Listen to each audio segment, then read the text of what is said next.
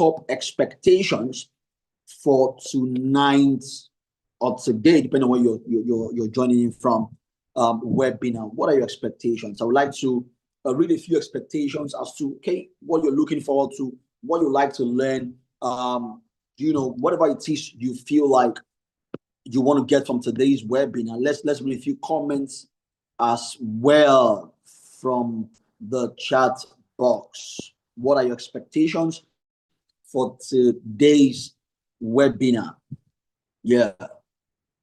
Let's read a few comments. I see everyone. I see you all in the comments. The comments are just too much to read. So I see everyone, which is even more exciting. So what are your expectations? Let me read a few expectations here. Okay. The Boho says how best to work with teams. Beautiful. Angie says to understand the team mind better. Galaxy, could you change it to your name so that we can address you properly? Says to understand. Okay, Betty from Betty. Okay. Daniela says, I want to learn how to better work with teenagers. I want to gain knowledge on the prevalent modern culture so I can be more relevant. Vicent says, okay, Vicent is telling us where he's from.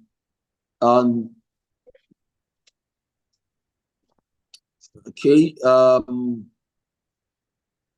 Samsung says, as an aspiring coach, I expect to build skills. Ratap says to be able to connect and communicate easily with teenagers, be able to talk to my teenagers. Yeah, Randolph is okay. Randolph is from Bernard says preparing today's youth for tomorrow's opportunities with regards to the impact of ICT. Tembi says handling issues of angry youth. Docker says gain the expertise to groom healthy teens. Bukola says to work better with teenagers. Ethel says I'm expecting to learn how to interact with teens from a place of understanding and also network with participants on this webinar. Grace says to learn about this youth certification course in order to help the youth. Fumi says to be able to equip or to be well equipped for fruitful work among teenagers. Consolata says tips on how friendly I can approach the teens and move along with them to influence them positively. Wanda says skills on how I can manage with teens. Oliver says to understand the new work with teens. Zaria says to how to understand the teens and work with them and get the most out of them. Beautiful comments we have right here. What I can assure you is that you would have most of the expectations met, really. And there's just a lot to learn about teenagers that this webinar will not be enough to teach everything that we need you to know. So this will just be a starting point. It will be a launching pad for even better things that you're going to be learning through this, through our organization and through the certification course, right? Which is also going to give you a teaser. We also want to let you on, give you a little tip of the iceberg, let you on a little bit, without, letting all the cat out of the bag. Let's give you a little tips from today's webinar. Like I said earlier, it's going to be mind blowing. Yeah. In the next session, very soon, maybe in a minute, we are going to be hearing from people, who would be sharing with us just the experience of the teen certification course and how it has helped them individually, personally, and also how it has helped their practice in terms of coaching other teenagers. That is what we want to do right away. So we have with us a wonderful coach who will be sharing with us on how the teen coaching certification course has helped her and has propelled her practice and her work with teenagers. Ladies and gentlemen, the next voice you will be hearing will be that of no other person but Coach Omotola Ogundiran. Good evening. Everyone, thank you, Coach Miracle. Thank you, Pierre, for having me. I'm so super excited to be here, and I thank you for the privilege given to me to share my experience. With the things coaching certification. First of all, I want to say thank you for putting that together. I can say that things coaching certification was the best training I've ever had. You know, in regards to raising teenagers, counseling them, coaching them, because it's just like how would I start? Like it's a 12 weeks, of impact, personally for me, because when I was coming in for the program, I've been a teens coach for a while, for maybe like 5 years thereabout. And I've been doing it, from church, from my community, from my NGO. But I discovered that I wasn't, you know, I wasn't getting the result I actually wanted. And so I came in with the expectation that, this thing can be done professionally. So I used to, coach teenagers, when teenagers comes, to me with their problems, parents, approach me with their problems with their teenagers. So a lot of times I deal with the problem with using my own experience.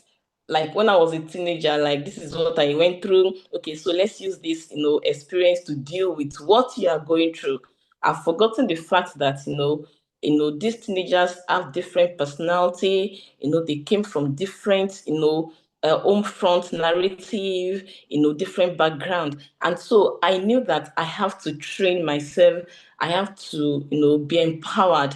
And so I stumbled of course, I've been hearing about PF, a lot of times, but I've never been under his training, the coaching, umbrella as like that. So when I saw it online. I was like, God, this is it. So immediately I put in for it. I registered and we started the program. Honestly, it was a 12 weeks of impact, 12 weeks of relearning and unlearning things, because the ideas I brought into the class was totally different from what they presented to us. They presented a pragmatic, not just theoretical ways of coaching teenagers, but pragmatic with different practical experiences, then tools. And so honestly, it was really, really, it was really, really an eye opener for me. And I want to say, the coach, Coach Aminat, Coach Brenda, all the coach that took us in that class, they had the mastery, of what they want to present to us. It was they had that in-depth knowledge of that, of dealing with teenagers, talking from different aspects of what entails, the teenage developmental stages and all that, and all the behavioral challenges. So they came with that mastery. So I was really excited. So anytime we have the class, even though sometimes it's not easy, but I've actually enjoyed every moment of the class. And one of the things that actually helped me, that coaching class, helped me with is it has really built my confidence. The way I do my coaching practice now is totally different. I'm in the part of the world that you just have to be very careful, the way you deal with teenagers, the way you talk to them. But now I have the confidence because they've handed to me the tools. They gave us tools, assessment tools. And one of the things I discovered, is that, you are not just dealing with the teenagers, you are dealing with the parents as well.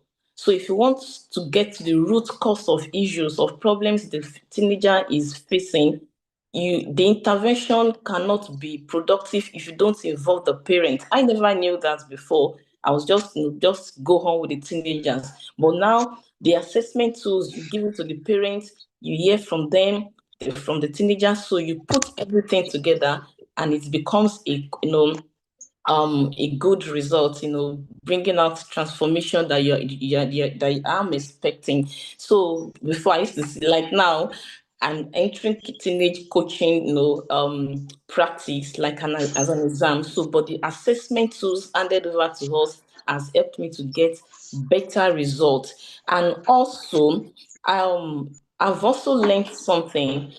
I used to teach in church, like, teens pastor like that, but I've actually learned now how to put boundaries in what I am doing. So I have, when Coach Aminat was talking about, the adolescent coaching ethics. So she talked about, taking informed consent, transparency, and establishing professional boundaries. So I now deal with the coaching practice professionally. I put boundaries.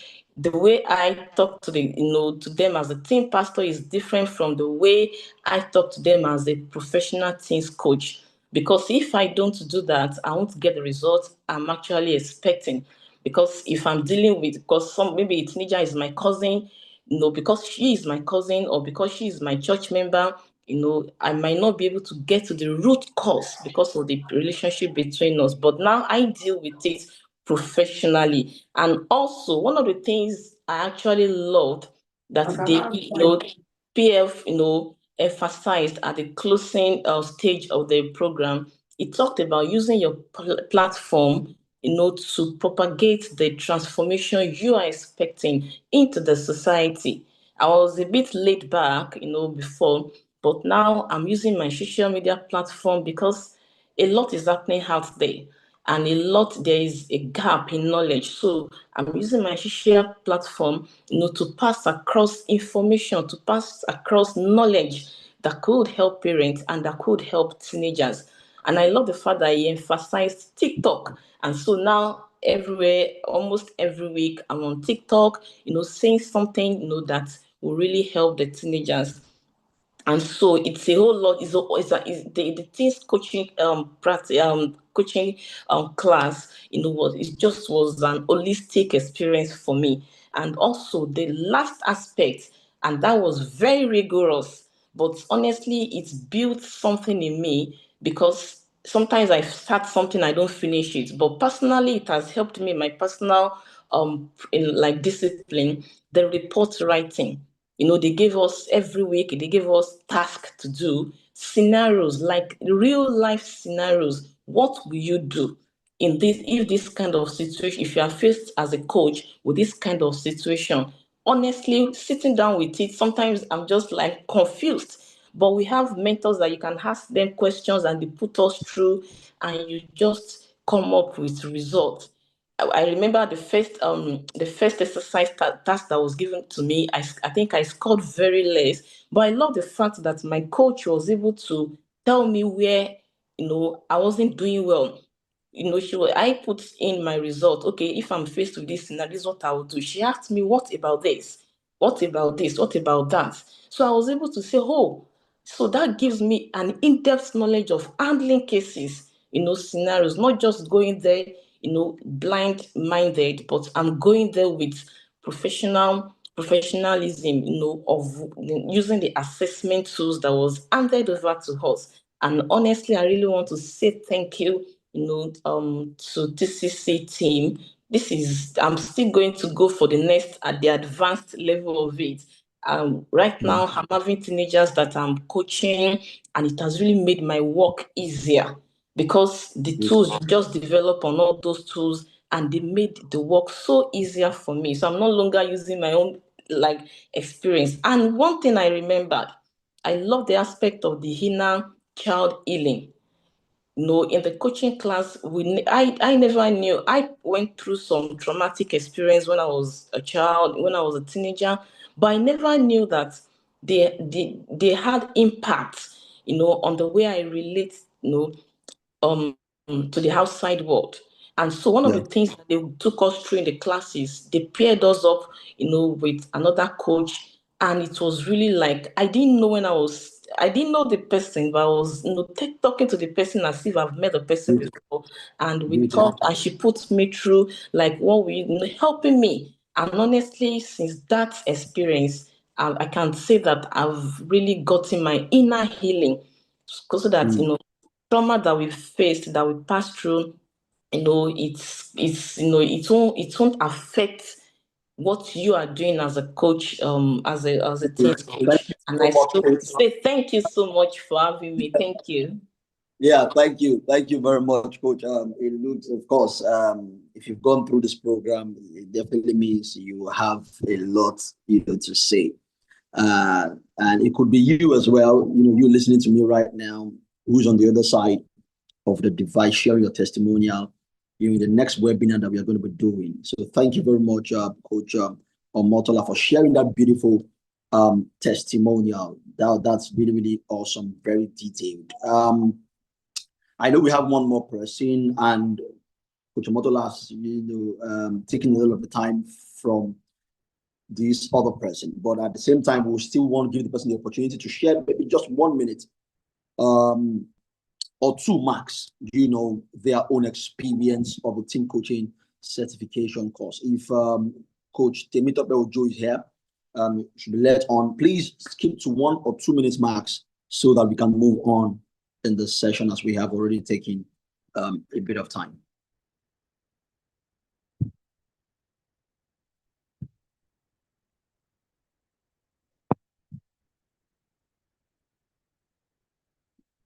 Is Coach Temitope Ojo here? If not, we will just move on if he's not in the room. Admin, please confirm if he's here or not.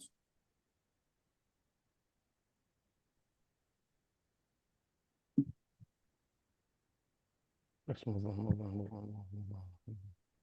Okay, so I'm guessing it's not here. We'll just we'll just move on to the next. Okay, the internet is bad. All right. So we'll just move on to the next thing on the agenda, right? And that would be the crux of today's session, the meat of the matter, the main reason we are here to learn about team coaching and how to work with teenagers, not just using native intelligence like we may have known, but to use proven scientific tools that have worked over the years with working with teenagers. And to take us on that session is no other person but the premier trainer of the Institute of Family Engineering and Development, my own very mentor, and a seasoned coach, family life practitioner, who is going to be taking us for the next hour or so on how to work and effectively help teenagers in your space and any other teenager that you come across for that matter. Ladies and gentlemen, please, I want you to make some noise in the chat box. Make him feel welcome as we bring on to the limelight the person of Mr. Praise Fowowe, popularly known as PF. Thank you very much, Miracle. It's such an honor to be with you. Hello, Africa. Hello, the rest of the world. I am super, super excited. I can see people are joining from different parts of Africa.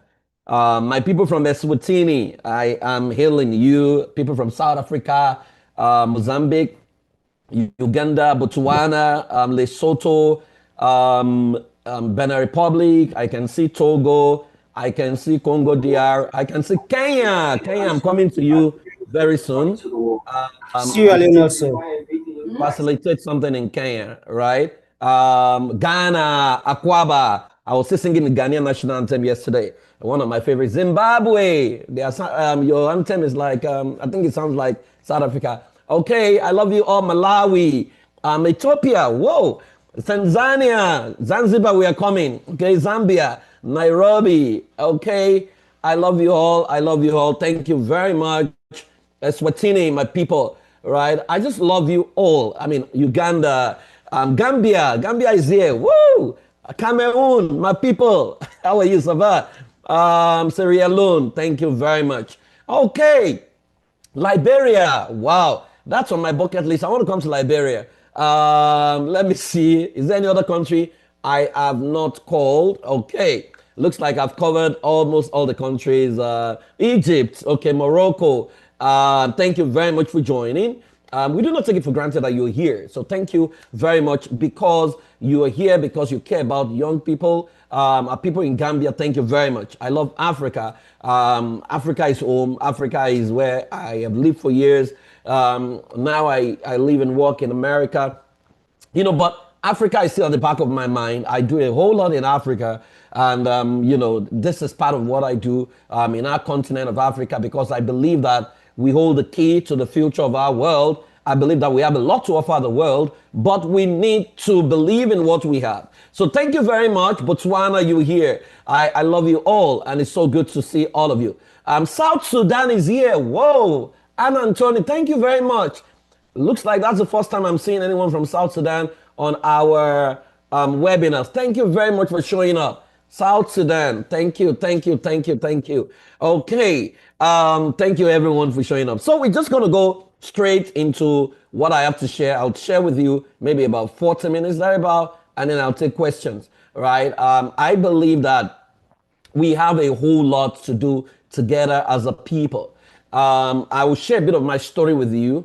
And so today we're going into mastering the teen coaching game. A lot of you are teen coaches already. You're working with teenagers. I work across board. I have created all kinds of innovation across different continents of the world and across different cultures. And if there's anything I know how to do, I know how to coach, and I know how to make money from coaching, right? And so this is Teen Coaching Accelerator, how to master the teen coaching game. And I believe that by the end of this session, you would have been totally transformed. You can see a website there, oyella.net. Before now, we used to be able to, if you want to accurately diagnose coaching cases, whether for parents or for teenagers or for couples, it used to take us about 15 minutes.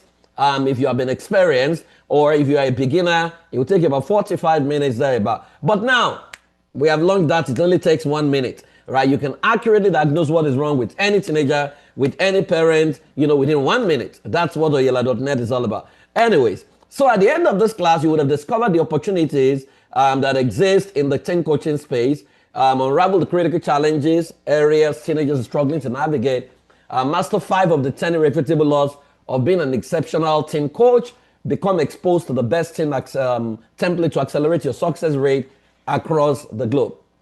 Now, as I'm speaking, if you have a friend, a family, a pastor, an imam, a teacher, anyone, school owner that you know should be at this meeting, please send your link to them and tell them you want to give to them something that is important. So go ahead, send the broadcast to all your contacts and tell them to join this class right now. Once you've done that, just type done. I might just have a gift for you. Okay, so just invite your family and friends. And number 2 thing I want you to do, I want you to avoid any distraction. Fortunately, the World Cup is over and English Premiership hasn't started.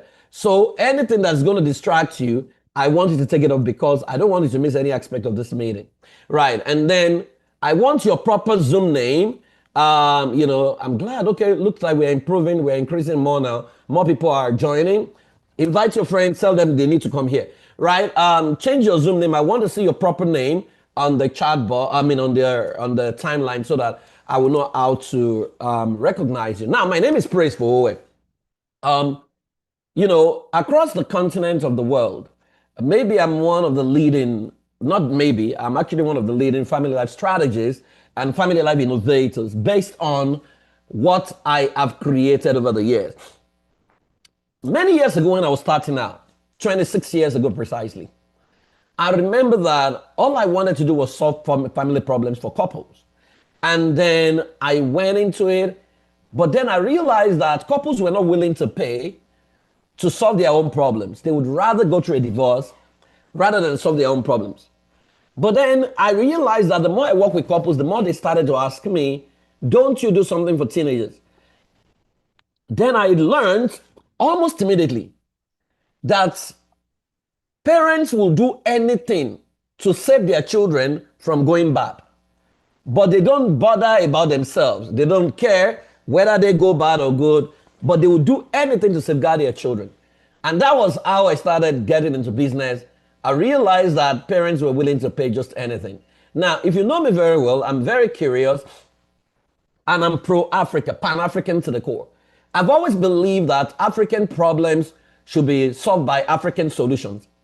And that's why almost all the time I sit with my team and we'll research what has been, how did our forefathers handle this case, how can we transform it into a modern day solution, and how can we replicate it across the globe.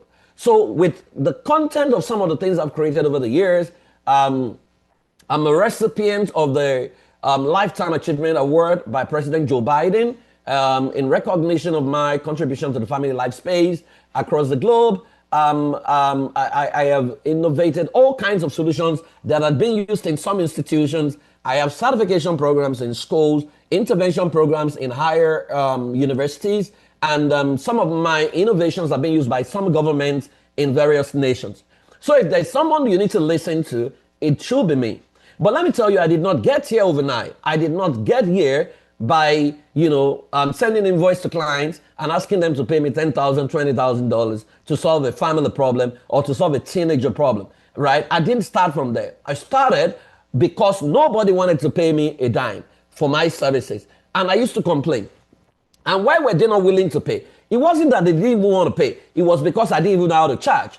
Because I grew up from church, and what we were taught is that freely have you received and freely you should give. So I didn't know how to charge. I always felt very shy of asking my clients to pay. I would rather do it for free. And I remember there was a year I traveled to 13 states in Nigeria.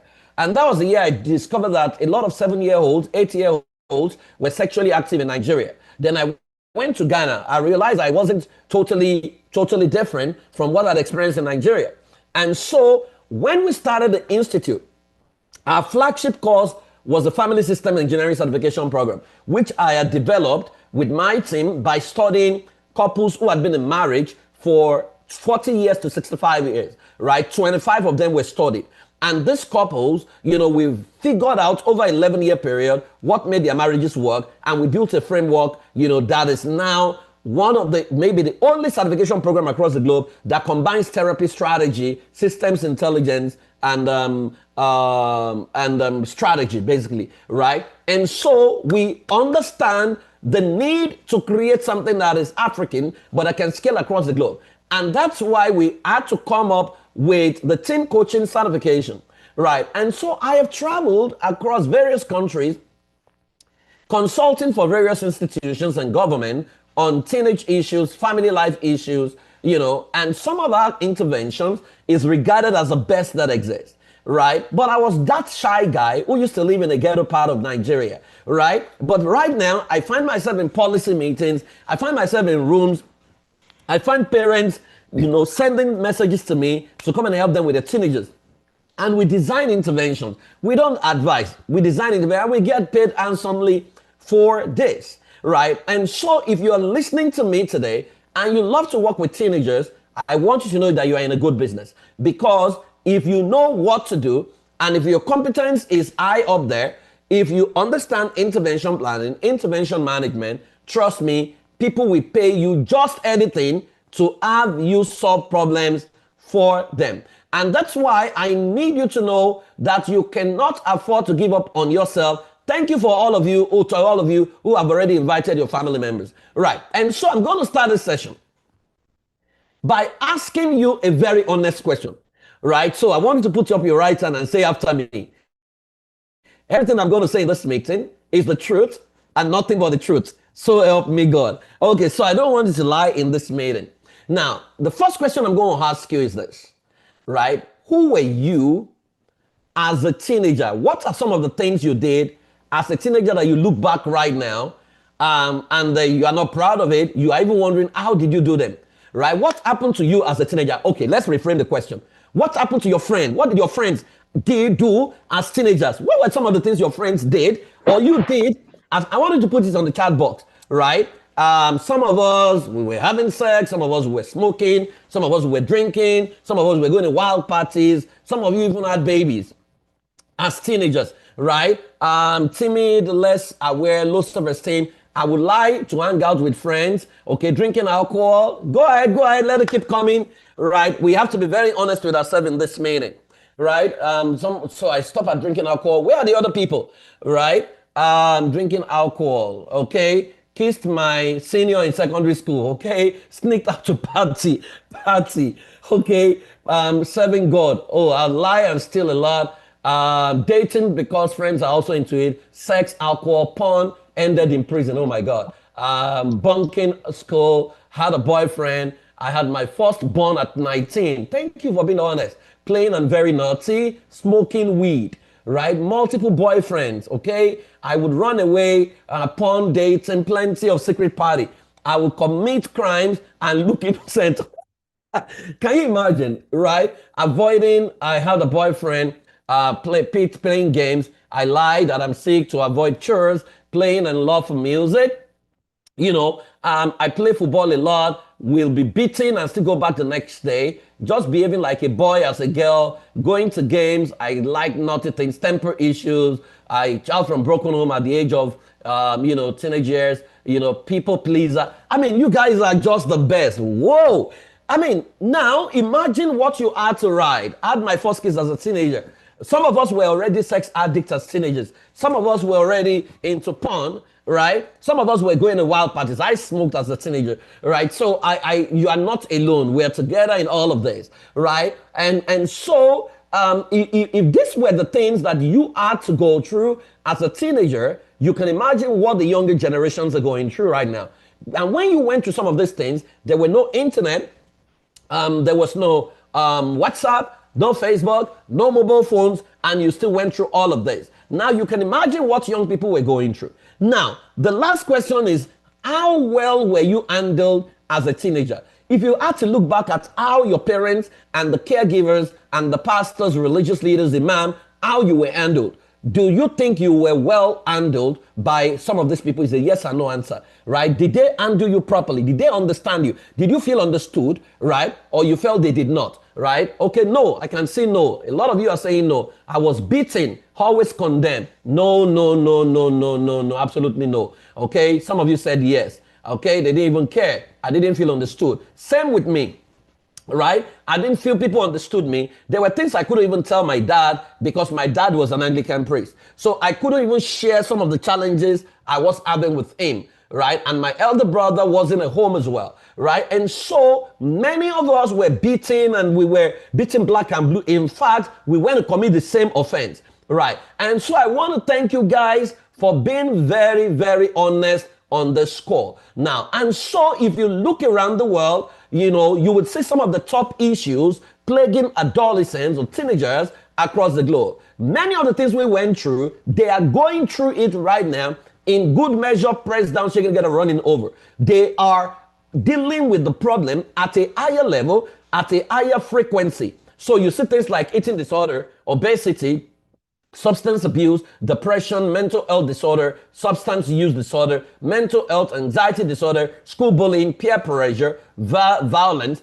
anorexia, school refusal, gender dysphoria, conduct disorder, attention deficit hyperactivity disorder, bipolar disorder, and on, sexual abuse. I mean, a whole lot is just going on in the lives of these young people. Now, if you're an African, you must be familiar with a guy called Pella, who is getting married to a Jarvis, and that's like the hero of many of our young people, right? And so if you look at it, you would realize that we are already in trouble as parents, and we're already in trouble as caregivers. I just got in from Oklahoma, where I was for like 1 week. And one of the places I visited in Oklahoma was General Stratford here at the Aviation Air and Space Museum, right? And I sat in there. It took me back to history. I sat in the what's it called? I saw the bicycle of Wilbur and Ovillerai. I saw how the first plane was launched. I saw the number of hours, the number of work, the number of effort, how many times they failed, how many hours it cost them to launch the first airline, the people that died, I looked at all those things, and then we moved into when human beings started launching rockets into space, then the stealth military equipment. I looked at all these things and I just sat there. I was sober. Now, why was I sober? I was simply asking a question. Do we think in our generation, or have we regressed so badly that the things that catch the attention of our young people, and not things they should be thinking about. Are we not in trouble if we don't do something as a matter of urgency? Because when you see the priority of a lot of teenagers, the priority is about sex, is about weed, is about spirit, it's about going for wild parties, is about becoming a celebrity or an influencer. If it means going naked to do that, they'll be willing to do it. So we are already in a state of crisis. And that's why we say that the teenagers are the world's most endangered group at the moment. And this was according to UNICEF 2022. Around 40% of the population, was age 15 and younger, compared to a global average of 25%. Without the right guidance, they have the capacity to self-implode and set the world ablaze. Because now they can innovate solutions. They can create AI. The young people can set the world ablaze.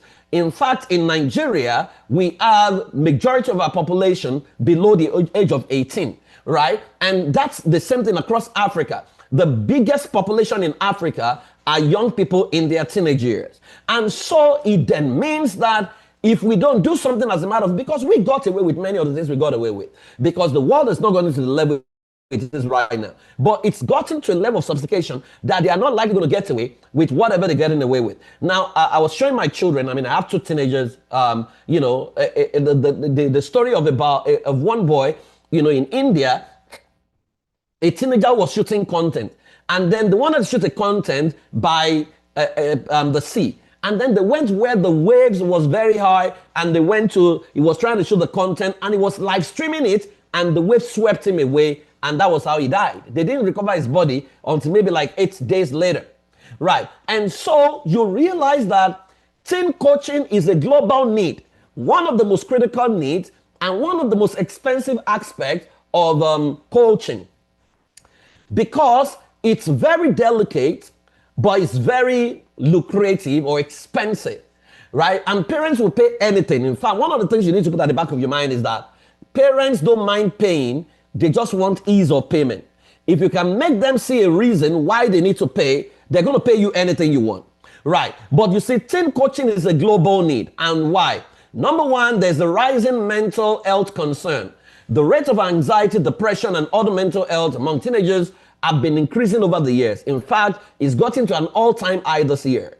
And that's why if you are a teen coach, you can provide support, coping strategies, and tools to manage these challenges. I designed solutions for some schools in Africa, right? And I'm designing some solutions for teenage problems in Canada and in the US, right? And I know that these things work. And since some of these things are things that you get funders who want to put like $100,000 down, or who want to put like $250,000 down, because a lot of nations are looking for how to solve the teenage problem, especially the Generation Z, the Generation Alpha, and then now we have Generation Beta, right? And so there is a mental health concern. When I was growing up, I'm not sure I saw any young person who had a mental health problem, who had depression. I never had that word before when I was a teenager. But right now, it's a major buzzword. Go to schools. You will see young people, they are distracted, they have ADHD, they can't concentrate, they don't even know what to do, they are not interested. I remember that one time there was a podcaster who died on YouTube, a teenage podcaster that my daughter loves. And then my daughter started crying. I'm like, you would have thought that it was a family member that died. I was like, why are you crying? She said, Dad, it's not fair. Why did she have to die? I'm grieving. I was looking at my daughter. I'm like, Then my mind went back to when I was growing up. If I cried like that, the beating my father would have given me, right? My father would first ask you, is he your family member? Right? If it's not a family member, the way my father will beat you and flog you. But we don't do that anymore, right? And so I had to, with all of my expertise, sit her down and take her through a grief therapy session, right? For her to know that, number one, you don't know this person, but then it's okay to grieve, right? So rising health concern, it's a major issue. Number two reason why you are needed is acceleration of technology and societal changes. The pace of technology advancement means that today's youth are navigating a different world. I'm sure you've seen the guy who committed suicide because he had an AI agent that he kept chatting with. So he would talk to his AI agent to say, oh, I'm feeling depressed today. And the AI agent would say, why are you feeling depressed? if you are really feeling depressed, you can come and be with me because I'm cool where I am. He said, where are you? You know, he said, well, I'm an AI agent. You can also become an AI agent. How do I become an AI agent? You have to stop being a human being, so you kill yourself. And that was how that young man killed himself, right? And so you have this, and a lot of parents cannot navigate this. So a teen coach can help them balance the digital world with the real world. They know me in our family. Whenever we have a family function, all the teenagers in the family, they don't like me. Because as you are coming in, I'm collecting your phones. We always put a rule down. During family function, you can't be on your phone. Because a lot of them are no longer a part of the family. They have all the family, the digital family, that they are talking to all the time. So you are needed to help parents, help their children, navigate the digital world, and create a balance. Number 3 is globalization and cultural integration. The world is more interconnected than ever. Teens are interacting with peers from different backgrounds. So there is no proper African teenager anymore, right? Because they are on their phones, they watch what is going on, they are interacting with other people. And so coaches can aid teenagers in developing cultural awareness. It's your job to help them understand that global culture is different, or else many of them are going to get into trouble. There is what they call the digital footprint. Many of them are doing stuff online that they think that they can delete, but they don't know that these things can be tracked. So you are needed to help them embrace diversity and establish their own identity amidst global influence. And that takes me to the next one, which is increased academic and career pressure. Right. As the world economy and job markets evolve, teenagers face heightened pressure, right? And a lot of them don't know what course to study. They don't know what school to go. They don't know how to navigate. They are falling grades. You are needed to provide guidance, stress management techniques, and help them discover their passion and strength in a high pressure environment. I mean, last year, a parent actually reached out to me. You know, the son is somewhere in San Francisco, and then the boy is there, and his grades are dropping, right? He was 18 at the time, right? And then he had gotten into drugs, and they wanted help, you know, and someone recommended me, and they reached out to me. By the time I analyzed the boy, I ran him through a few assessments, I saw that what he was dealing with had nothing to do with his American stay. He had everything to do with childhood trauma that has not been resolved. Now, so I had to spend about 12 weeks with him, you know, taking him through some kind of coaching session. Now, 12 weeks with him was about $8,500, right? Which is like 1 hour every week, you know, because he was a teenager. Of course, he was an adult. I would have charged more than that. But that's not actually a bad pay, you know, for helping a young man rediscover himself. So because our pay can go as high as, you know, sometimes 10,000, sometimes 15,000, depending on the severity of what you're dealing with, right? It's because why they pay anything like that is because many of the African parents, especially in the diaspora, they know that many of the intervention and the therapies they're working with do not really understand the nuances and the challenges the African child face. I worked with a lady, you know, who got into America as a teenager, right? And she had been clinically diagnosed as depressive, you know, for 7 years. And nothing, I mean, she was on the medication, she had become suicidal, you know, and then they didn't know what to do. And when I got in, I looked at her and I realized that she's an African girl. And then I was asking a question because I was taking her history. And she said to me that these people don't believe what she says to them. And what she was saying to them was that her worst position when she was in primary school in Africa was second position. And that every time she came second, her father would strip her naked and will use a machete, the back of a machete, to beat her, you know, till she would pass out sometimes. Now, that was what she was explaining to her therapist, but they thought she was hallucinating because they didn't believe that were possible, right? But I'm African. I understand that African parents can do that, right? And so I told her I have a solution, right? I can solve the problem within 13 weeks. And the lady told me, she said, Praise, I'm not going to be alive in 13 weeks. I will be dead in 13. I'm already suicidal. Can it work in 13 days? I said, well, I've never tried it before in 13 days, but we can give it a shot. By the 11th day, she's totally broken free. I mean, she's right now in medical school. She's graduating next year, you know, and, you know, she's doing pretty well. So I tell people, you know, that there is a lot you can do and there's a lot the parents can pay if you know how things work. Now, number 5 is the need for resilience and adaptability. There's uncertainty about the future. There is a new fear that we are capturing among the teenagers, called the fear of growing older. Now, a lot of the teenagers don't want to grow older. Why don't they want to grow older? They want to remain at age 16 and 15 for the rest of their life because they don't like being an adult. They are looking at the way parents stress themselves, how you go to work, how you combine two jobs just to make ends meet, and they don't want that kind of life. So there's that fear, and that fear manifests. You just suddenly see a drop in academic activity. You think they're unserious. No, it's the fear of growing old, which we're tracking right now. A coach can help them develop critical life skills, ensuring they are prepared to navigate unforeseen challenges and capitalize on opportunities. So you are needed by teenagers across various cultures. Now, you want to look at some of these leaders. Adolf Hitler, what's his name? Joseph Stalin, Idi Amin Dada. And then you're asking yourself, what teenage system engineered these people? What happened to Hitler as a teenager that made him become the person he became? If you study that story very well, you'd realize that every time Hitler had an issue as a teenager, the parents would ask him to go and read King James Bible, right? And he developed hatred for things of God, that when he got into military, he had gone with another ideology. Joseph Stalin, the same thing. He dropped out of seminary, and became an atheist, as it were, right? If you look at all of these people, you will see some pain, some trauma in their transition years, which is between adolescence and adulthood and the teenage years, right? And so you want to ask yourself, would they have turned out differently if their parents had access to you? Imagine if their parents paid you to coach them.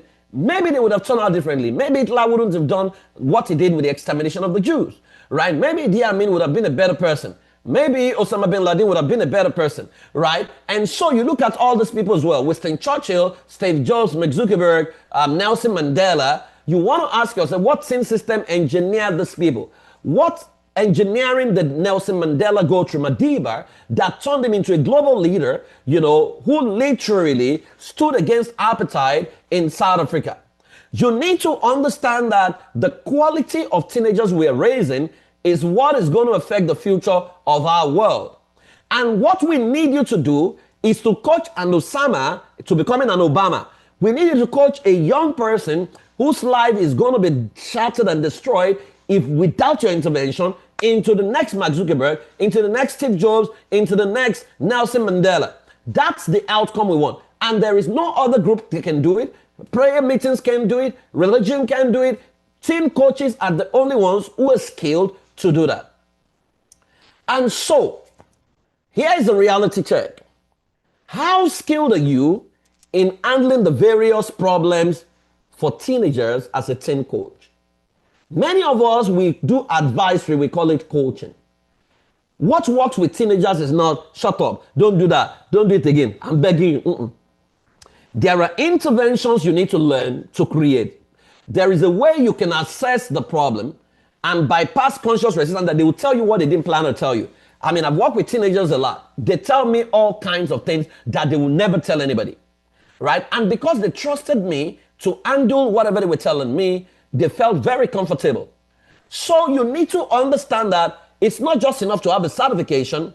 You need to become that adult that teenagers can talk to, right? And so if I were to ask you right now on this call, how much should you get paid for designing a team program that can produce an Elon Musk? How much should you get paid for assisting families totally eradicate addiction in their teenagers? Right? So the first two questions, I'll need you to answer that on the chat box. How much do you think you should be paid to raise another Elon Musk? If a family approaches you right now and they say to you, give us your invoice. We want to know how much you will charge. This is our teenager. We want him to be the next Elon Musk or the next Bill Gates. How much will you write in your invoice? Can I see your amount on the chat box? How much will you charge them? Let's play it as a game. Let's see how much. Somebody said, I had no idea. You don't have an idea of what to charge. Okay, I'm a little bit late. I don't know. $100 per hour to raise the next Bill Gates. $35 per hour. Okay, that's what you will charge. Oh my God, I can't quantify. I really don't know. I'm new to this. Okay, make it $10,000 for 10 weeks. That's not bad. Okay, now we're talking $500, $100, right? To raise the next Elon Musk, you're going to be charging $100. Okay, $100 per hour, $100 per hour. Should we charge? Somebody saying, should we charge? Oh, yes, you need to charge, my dear. I charge all the time. Just join and try to follow through. Okay, so that's fine. Need me some help. Okay, so let me ask you the third question.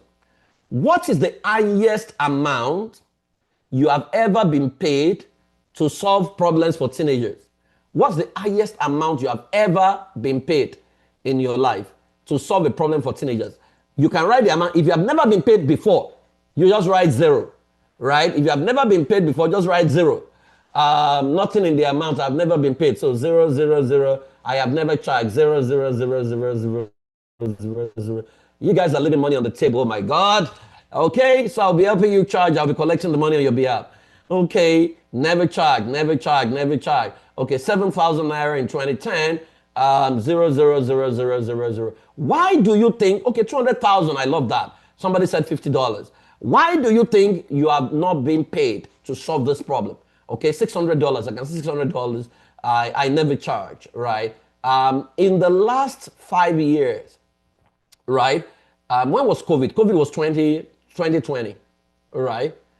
This is now in the last 6 years, the lowest amount I've ever charged to solve a teen problem was $3,500 in the last 6 years. The lowest I have ever charged in the last 6 years was about $3,500, right? And it was for maybe about 6 weeks, thereabout, right?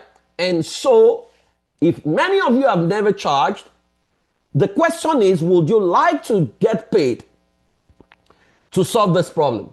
Would you like to get paid to solve teen problem in your country or across the globe? Okay.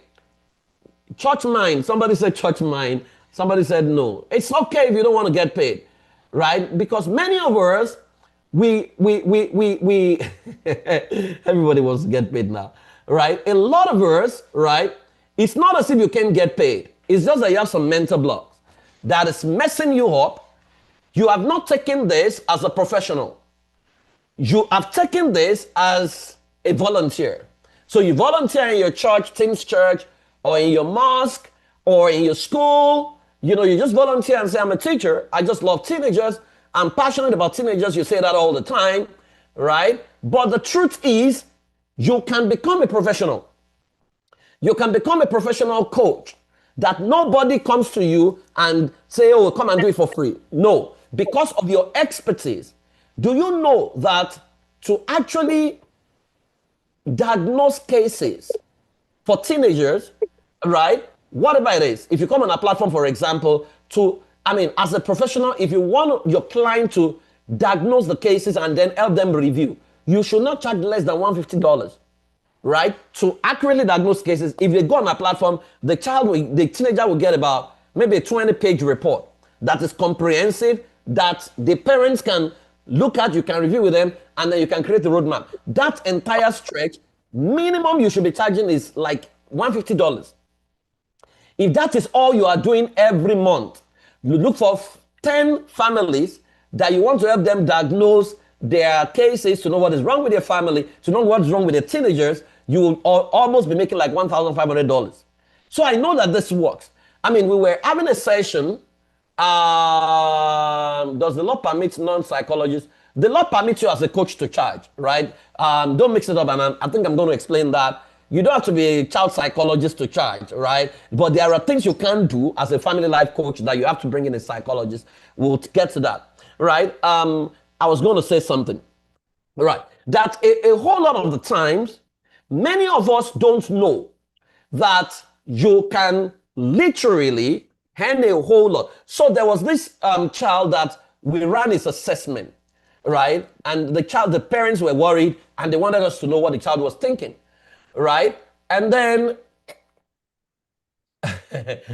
you know, and then the child, we were asking him questions, and this child said his greatest desire is to kill his dad. Now, if we had not run that assessment, we wouldn't have known what the boy was planning. And why did he want to kill his dad? He said because he didn't like the way his dad always talked to his mom. Sometimes his father would beat his mom. And so he had been saving money to have enough money to kill his dad. But his dad will always buy him anything he requested for. His father couldn't believe it. He thought they were best of friends. But you see, the boy was warehousing the pain of his mother. Secondary trauma. He was already warehousing the trauma of his mother, and he was planning was hatching out his plan on what he was going to do to his dad. Right? And so imagine you had that the father was willing to pay anything for us to solve that problem. Of course, we had to do a whole lot of family engineering and what have you, and then we had to take the boy and broker through and did all kinds of things. But you see, that is where we save the world. Now, the question is, what if everything you knew about teen coaching no longer works? Because what many of us still use is no longer working. And what are the new rules of teen coaching? Because there are new rules. There is a way you say the old rule of teen coaching is, you see that advice. The new rule is scripting. You can literally script teenagers to become anything you want to be. If they give me the teenagers of any nation, I can create a national plan. I can create a national intervention that will produce an outcome, will create a curriculum, will put in the educational system, we will make it compulsory, and it will produce an outcome. I have done it before. There was a university that they noticed that their first year children were always getting into drug, getting into illicit sex, and then the response of the university was to suspend and rusticate them. And they brought me in and I said, no, don't do that. What we're going to do is we're going to create a new course, right, that will be made compulsory for every 100 level student. And so I created the curriculum for that course, and it's called First Year Experience, right? Created the workbooks and then taught the lecturers how to deploy. In year one, the rate of drug use dropped drastically in that institution simply because of intervention. Now, that intervention, they still pay me royalty on it till tomorrow, right? And so you need to understand that if you master intervention management, you will even earn a lot more because at that level, you're a consultant, right? There was the story of the NASA astronaut, Christina Koch, who just arrived back to Earth and made history. Her parents ensured she attended space camp every summer from ages 13 to 17. That's part of scripting. That is a typical way on how to script. Now, the question is, do you have a professional framework or you are using native intelligence or obsolete model? If your model is still that you stay in your office and they come and meet you, then your model is obsolete.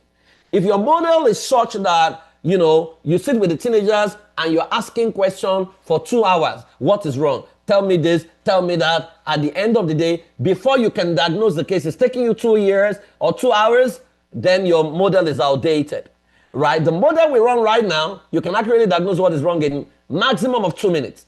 It will take the child about 7 to 10 minutes to answer the questions, and then in 1 minute, we can generate a comprehensive report. I mean, I wrote a child did an assessment, a teenager did an assessment 2 days ago, and the boy said to me, he said he has never seen anything this accurately describe him in his life and describe what was going on in his life, right? And he was like, oh no, sir, are you a prophet? How come my result is this accurate? And it's because life has gone beyond where we used to be. We can no longer sit still and, be doing things, the native intelligence way. There are better ways to do things.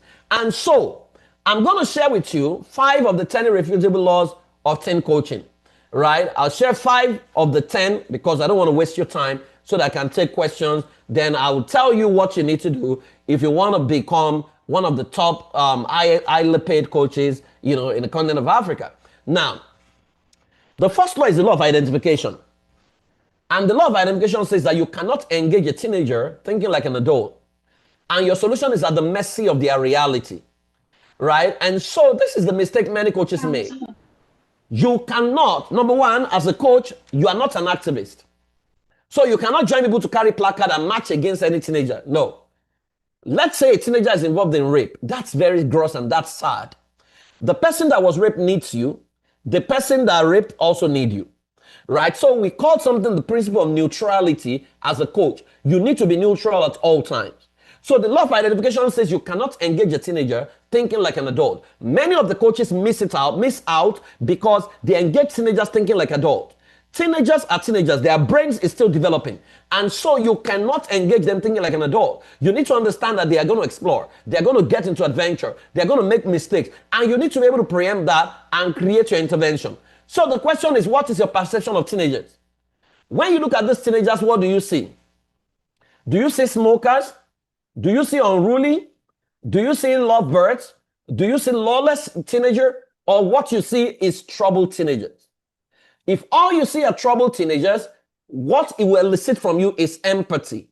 You begin to think of, how can I help? How can I support? But what many of you see is that it irritates you, right? It so irritates you that you are wondering, no, I can't deal with this one. These teenagers are just spoiled. These teenagers are this. These teenagers are that. No, a coach never labels teenagers. Your job is not to ask what is happening. Your job is to look for the why and the how. Why takes you to the root cause. How shows you, the pattern. Once you understand the pattern and then you understand the root cause, you can create any intervention and solve any problem. And that takes me to number 2. The law of flexible expectation and audacity. And that law says that you cannot impose yourself on a teenager without understanding his or her developmental trait. And without audacity, you don't earn what you deserve. Now, when I started out, I was always afraid. What if I charge and they run away? What if I charge and they don't invite me again? Right? But then I realized that I also had bills to pay. So I never used to charge. So one day, they invited me for a teenagers camp somewhere in Ikorodu in Lagos. And I drove myself. The road was so bad.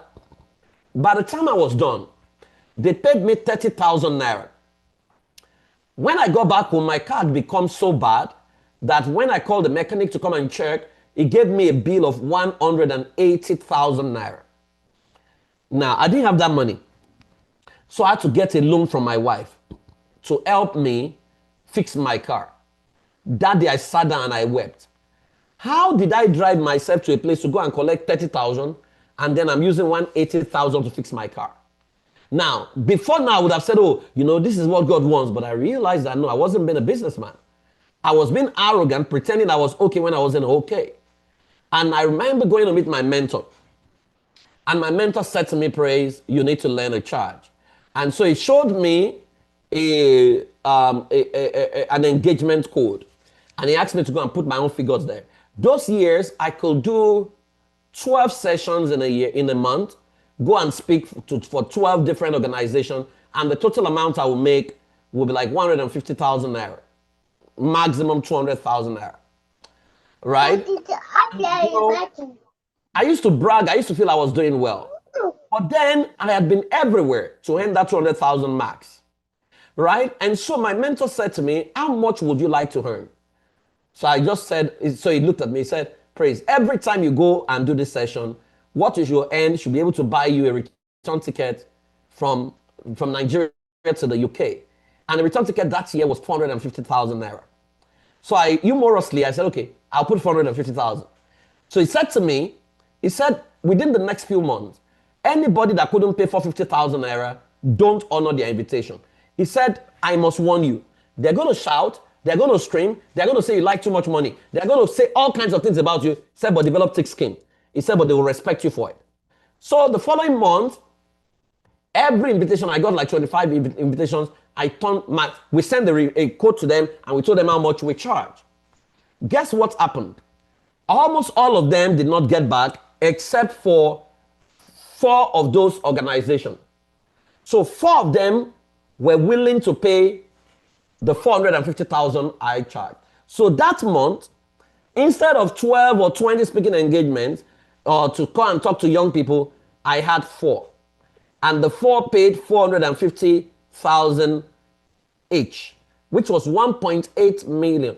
I'd never earned that before in my life. So because my mentor had told me, he said, when you start a charge, it will separate those that need you from those that want you. So it dawned on me that many people just wanted me because I was a good speaker. They did not need me. And so people that need you will go to any length. They will do everything to ensure that, can we mute that person? They will do everything to get you. Don't you see in your countries, when they bring, they bring Americans to your country, they pay them anything. Musicians, whatever they ask for, they pay them. So why wouldn't they want to pay you? So you can't impose yourself on teenagers, but you need to be audacious. Now, in teenage coaching, you need to understand that there are things you need to know how to expect. If you are going to have teenagers in your class, one, you need to expect their independence. They are very independent minded. You need to expect them to be, they have their opinion, right? They're going to make mistakes because they're going to explore. You need to understand that they want collective control, and then they will have a lot of codes and secrecy. Now, many adult coaches don't factor this, or many teachers don't factor this. So when they begin to, if I'm going into a class, I already know this thing is going to happen. So when they begin to show up, I'm not upset. Many of you are so upset. You think they're disrespecting you. You think they don't honor you. You think, they're not respectful and all. It's because you didn't understand their tendency. You need to have expectation, because your expectation is what will determine how you engage. Right? And so as someone who is working with teenagers, you need to expect this. And that takes me to the third law. The law of creativity and accelerated design. It says that you can't get their attention for long if you are not creative enough, because they get bored with anything that doesn't involve fun. So your intervention for teenagers cannot be like adult. It must never be boring. So we do a lot of play therapy, right? Things they can play about. For example, a teenager has anger problem, right? Instead of telling them, close your eyes and do psychotherapy, no. We tell them, okay, you have anger problem? Yeah. So take this balloon. Can you blow your size of anger? Right? They blow it, and then the balloon bursts. You know that's no longer anger, that's rage. Right? And so whenever you're experiencing rage, what do I do? Right? Do you know how to count down from 60 to 1? And we play it like a song, 60, 59, 58. By the time it counts down, the breathing already changed, the anger already subsided. So your intervention has got to be play driven. Right? And there are too many interventions for so many issues that involves a lot of play, right? But then solves the problem. Now, the teen coach that can design solutions that can solve critical problems, that can scale across various cultures, will be paid anything and everything across the globe. Right? At this level, if you can create intervention, you can earn up to $1 million sometimes. Right? You can earn regularly over $50,000, over $40,000, $80,000, $100,000, right? Because you can create intervention. And your intervention, you don't even give it to them. You are licensing them to use it. So I have some licensing programs that I do. I have an entire curriculum that people use right now in some churches for teen coaching, right? For parenting coaching. I license them. Every year they pay me royalties, right? And they pay licensing fee as well. So it's important for you to know that if you can grow yourself and you see, it's very simple. That's what we call the triangle of life. In triangle of life for intervention management, we always ask, what outcome do we want? Right? Then what do we believe about this problem? And then what behavior is producing this outcome? So if you can swing it, knowing fully well that your belief drives your behavior drives your action. So if you look at the action you don't like, you say, what behavior is responsible for this? Can we change the behavior? Routines, we change the routines, and then we change the beliefs. Once you achieve that, you can create any intervention. It's not that difficult. And that's one of the things we teach in the teen coaching certification program, right? Because if you master that, it moves you straight from just a mere coach, it moves you into a strategist or a consultant. Because at that, you can create intervention. If there's bullying in a school, you are not going to talk to the children. You're going to create intervention. That's why a lot of the schools, they separate, please come and talk to our teenagers. I'm not talking to your teenagers because if I talk to them, talk does not solve the problem. Can we build a system that permanently solves this? Usually they want to avoid because they know they will have to pay a lot. But me, I don't mind. I would rather walk away than just do a wishy-washy job. Right? So the law of creativity and accelerated design. And number 4, the law of accuracy and speedy diagnosis. This one says it is not sufficient to have the tools to assist clients. The speed and the accuracy of your diagnosis tools make a world of difference.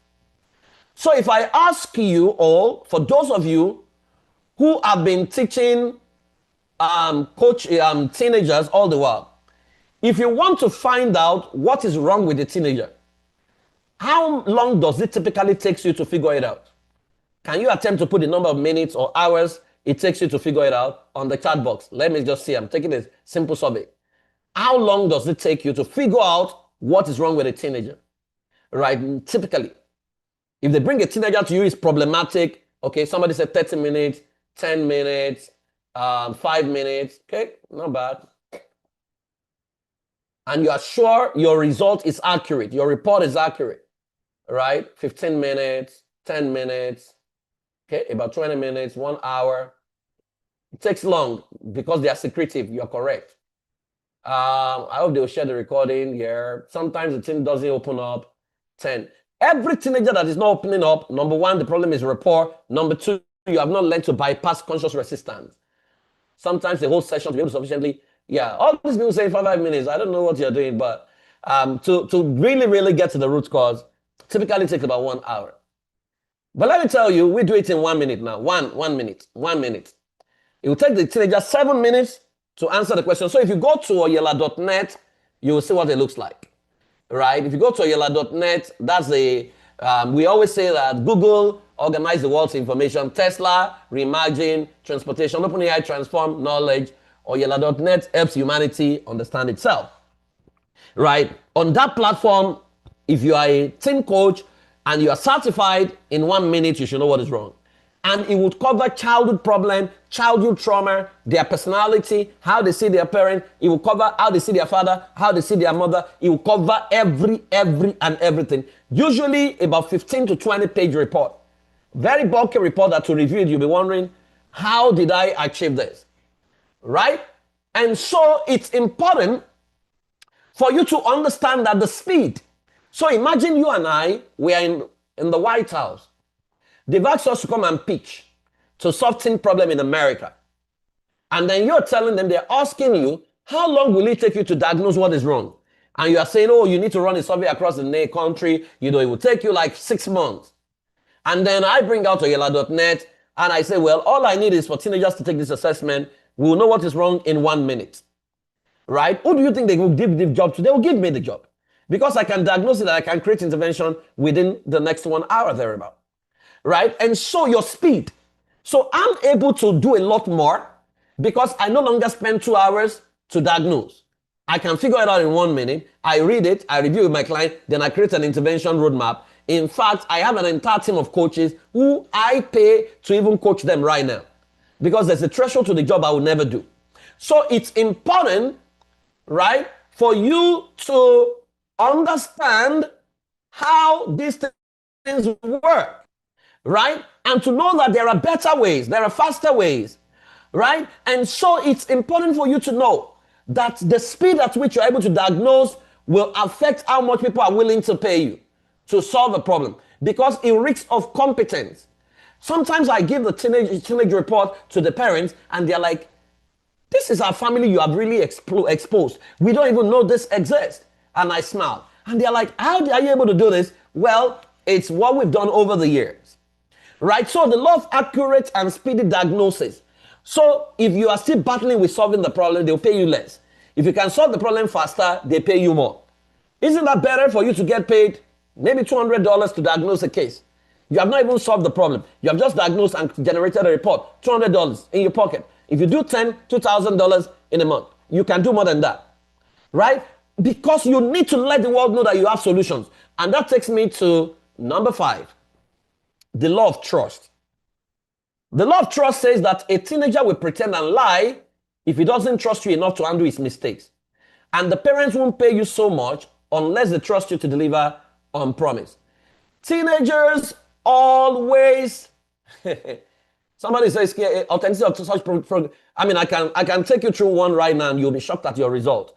We've tested it and tested it and tested it and the result is the same, 99% accurate. Right? The law of trust. They've got to be able to trust you. Teenagers, if they know that you talk so much, or they know that you are likely going to go tell everything they're saying to you, they're not going to talk to you. Now, there are times where you have to breach confidentiality, especially when what is being told is capable of affecting people. You will need to breach confidentiality. It's part of the ethics of our profession. But you need to understand that the parents want to trust you, that you're not going to use their children as an example, right? And the teenager must be able to trust you that whatever they say to you, it stays with you. And so the more people can trust you, the more your credibility grows in the market and the more people pay, right? And so I'm a coach to the children of certain governors, some presidents, right, that you will never see me talk about, right? I get flown to places that you will never hear me talk about because I will not talk about it on social media. It's not necessary. There are amounts I get paid, I will not mention it because it's not necessary, right? And that's where you want to be. You want to be in a place where you are highly trusted. Can your pastor talk to you about his children who are involved in drugs? Can the president of your country take you into confidence and trust that that secret will not come out in the press? Right? Can you be a mentor to the children of the super rich and they trust that their trust will not be betrayed? They need to be able to, because they're going to check you out. They're going to check your antecedent. They're going to check if you are someone who talks all the time, who talks a lot, or someone who is very district. You need to understand that confidentiality is the number one rule in this game, right? So how well are you trusted? So you need to understand and not breach that trust. So the question is, how many of you still want to become a team coach? Right? How many of you still want to become a team coach? Yeah, let me see your yes, yes, yes. If you still want to become a team coach with all I've said, still want to become a team coach. Yeah, yes, yes, yes, yes. Okay, fantastic. You guys still want to become team coaches. Fantastic. I love that. Now, let me say this to you. That there is trouble on the continent of Africa. And give me 5 minutes, I'll be done. And I'll take your question. Africa has about 1.46 billion people right now. That's about 19% of the population of the world. Africa is the youngest and fastest growing continent globally. The median age of Africa is age 19. They said that by 2050, Africa will reach 2.5 billion people. By 2100, Africa will reach about 4 billion people.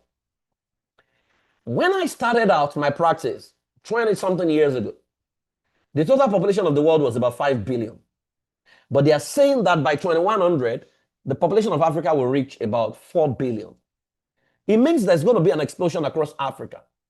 Now, many of the teenagers are already troubled. In fact, many of the teenagers across our continent are susceptible to terrorism because nobody is taking responsibilities for them.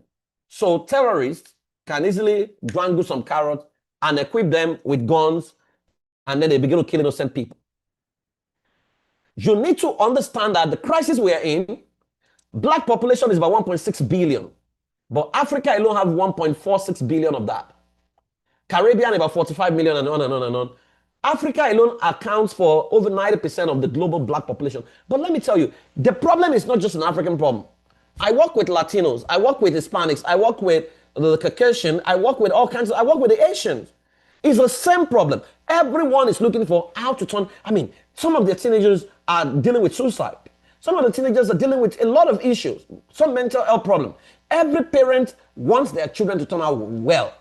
And no matter who you are, once you have solutions, they will engage you. And so, according to the World Health Organization, as it stands today, Africa has an average of 1 mental health worker per 100,000 people. And that includes psychiatrists, psychologists, psychiatric nurses, social workers, and other specialist roles. What it means is that for every 100,000 cases in Africa, there's only one competent person that can solve it. Or maybe maximum of 2. So it means that for 1.46 billion people, Africa only has, at the moment, 14,600 mental health workers in total. That's a crisis situation we are in. And that's why you are now needed. Because none of us can even handle 300 families per year. You will totally burn out. But if you can even do 50 families per year, right, what you get paid will be enough to make your year a good year, right? Because a lot of the times, the crisis on ground will need us to do group coaching. We need you to get into their families. You need you to mentor teenagers. We need you to create teams up, creative team up, get funders for it, get their parents to fund it. You need to raise these teenagers. I know someone who used to raise teenagers way back. Some of those teenagers are now tech giants and they fly all across the world, right? And so you need to understand that if you are competent, you can design an intervention that is a 6-year intervention to say from ages 13 to 19. This is what they will learn year 1, year 2, year 3. Now, if you keep those teenagers together for 6 years and their parents subscribe annually to your package, let's say your package is like maybe $1,000 per year, right? And then, so it means that if you have $1,000 per year and you have 20 of them in that, that's $20,000 a year. And they're going to pay you $20,000 for 6 years. In those 6 years, your intervention would have totally transformed them, but then you would have grown influence because they would always refer to you because you were their coach that helped them become everything they achieved. And so that is the crisis we're in. Truth is, as an institute, because we're the premier family system engineering institute in Africa, the Institute of Family Engineering and Development. One thing we have said is that we're going to train 1,000 Africans every year, right? But even at that, we are still behind. We are still having a shortfall. Because truth is, if we train Africa needs about 1.2 million mental health workers and mental health coaches, right? If we train 48,000 professionals every year, it will take us 25 years to hit the target. If we train 60,000 every year, it will take us 20 years. If we train 120,000 every year, it will take us 10 years. And that's why one of the things that can help you and transform your practice is the model and the framework you are using. It's called the Team Coach Certification Program, Team Coaching Certification Program. And that's why wherever you are, in what part of the world, we are inviting you. Now, what I've shared with you is the tip of the iceberg. In 12 weeks, we're going to sit with you. We're going to show you from A to Z all you need to know, how to create intervention, how to write report, how to get accurate diagnosis in one minute, how to use the Oyela platform, how to create intervention, how to solve problem, desistance, drug addiction, mental health issues as a coach.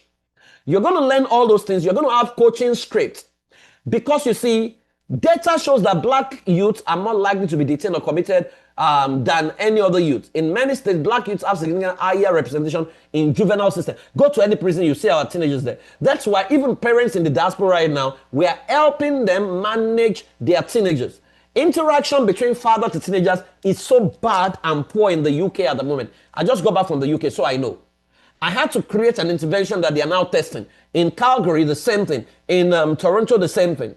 Even in America, it's the same thing. So we need you. The teen coach is the pipeline between parents and the teen's ability to effectively navigate the teen years successfully. And you can do this professionally, and you can even do it and become one of the highest paid if you are very serious about it. Now, it's not a microwave solution. You're going to learn how everything works, and then we're going to guide you to go to the market. What that means is that you need to show up every day. I tell people I've written a content every day in the last 16 years of my life. Every day. I put out the content in the last 16 years.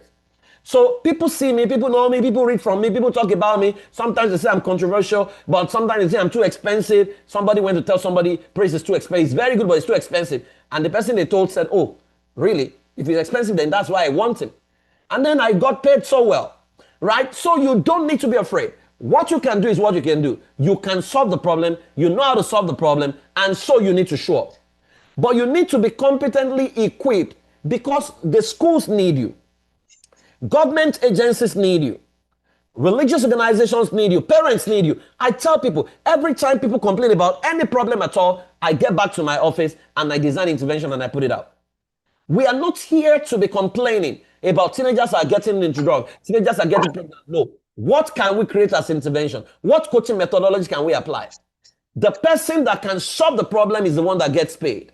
Wherever teenagers are found is where teen coaches is needed. But you see, many of us, we have common sabotaging excuses. One of the excuses I found with many coaches is that I am not good enough. Who says you are not good enough? You are not born good, but you can start by being good. By getting certified, by getting a framework that can help you. Oh, my own children are struggling too, so I'm not qualified. Hello? A doctor does not stop being a doctor simply because his child is sick. You are a teen coach. You are certified to do it. If you can show your certification, anybody will work with you. Right? and that your children are still struggling does not disqualify you from working as a team coach. Oh, to become a team coach is too expensive. I don't ask that question. I've taken some certification courses, right, to hundreds of thousands of dollars. I don't ask that question. I ask, do I need it? If I need it, I'll find a way to afford it, right?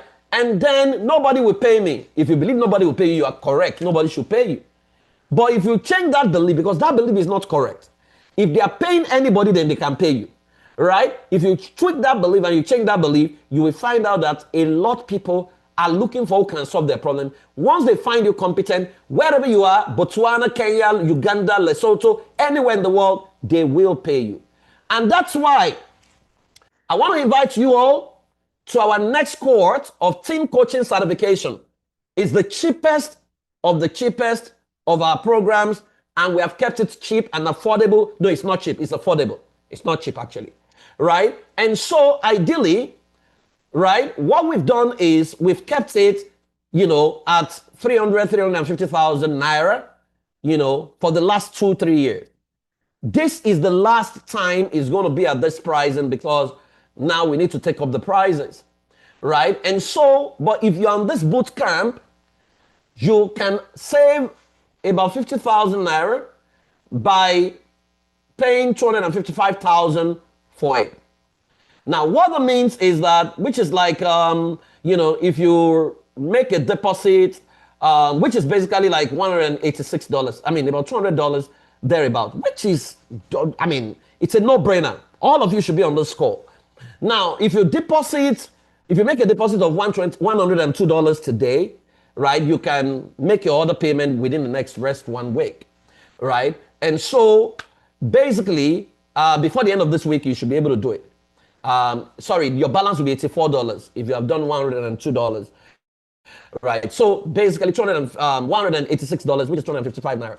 Now, if you want to do a payment plan, you want to pay over 3 months, that's also possible. It's just that you'll be paying cumulatively about $350, 350,000 naira at the end of the day, right? And so, but that will be over 3 months. So you can do an initial deposit of $109 and then spread your $146 over the next 3 months. Right? But one thing you need to know is that your journey to becoming one of the best coaches in Africa, you're not just learning coaching, you're learning strategy, systems intelligence, therapy, and then combined with coaching as well. The model we run is the only model that has that. And so you want to join the next cohort, which starts very soon, right? And so you have all it takes to be in that class. I'm going to be teaching you.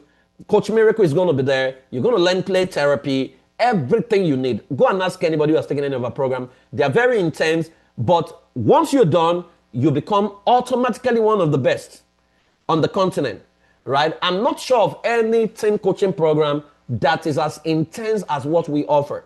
And I've traveled across the globe. I've seen what they offer. Some of them is very, very weak. But much more, even if they can match it, none of them can match Oyala platform that can accurately diagnose cases within 1 minute. And it's 99% accurate. None. We can't find it yet.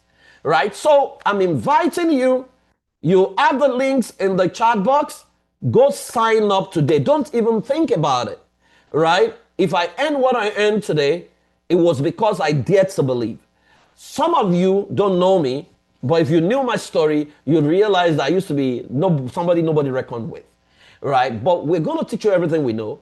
But after class, we're going to handhold you. We are the only institute that when you graduate from class, we are still providing support for you. We are handholding you. We are mentoring you. You're going to be attached to mentors and coaches who will help you and who will provide support for you. So go ahead today. You either sign up at $186 or you spread your payment. Those are the two plans. So go today.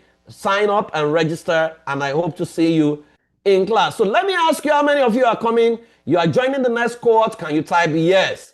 If you're joining the next cohort, can you type yes, yes, yes, yes, yes? Let me tell you, we need to save Africa. That's basically, okay, good. I'm seeing my people. The people joining, I'm seeing them. So welcome to class. Trust me, we intentionally made it this affordable, right? So that more people, we need you in Botswana, we need you in Kenya, we need you in any part of the world. We need all of you.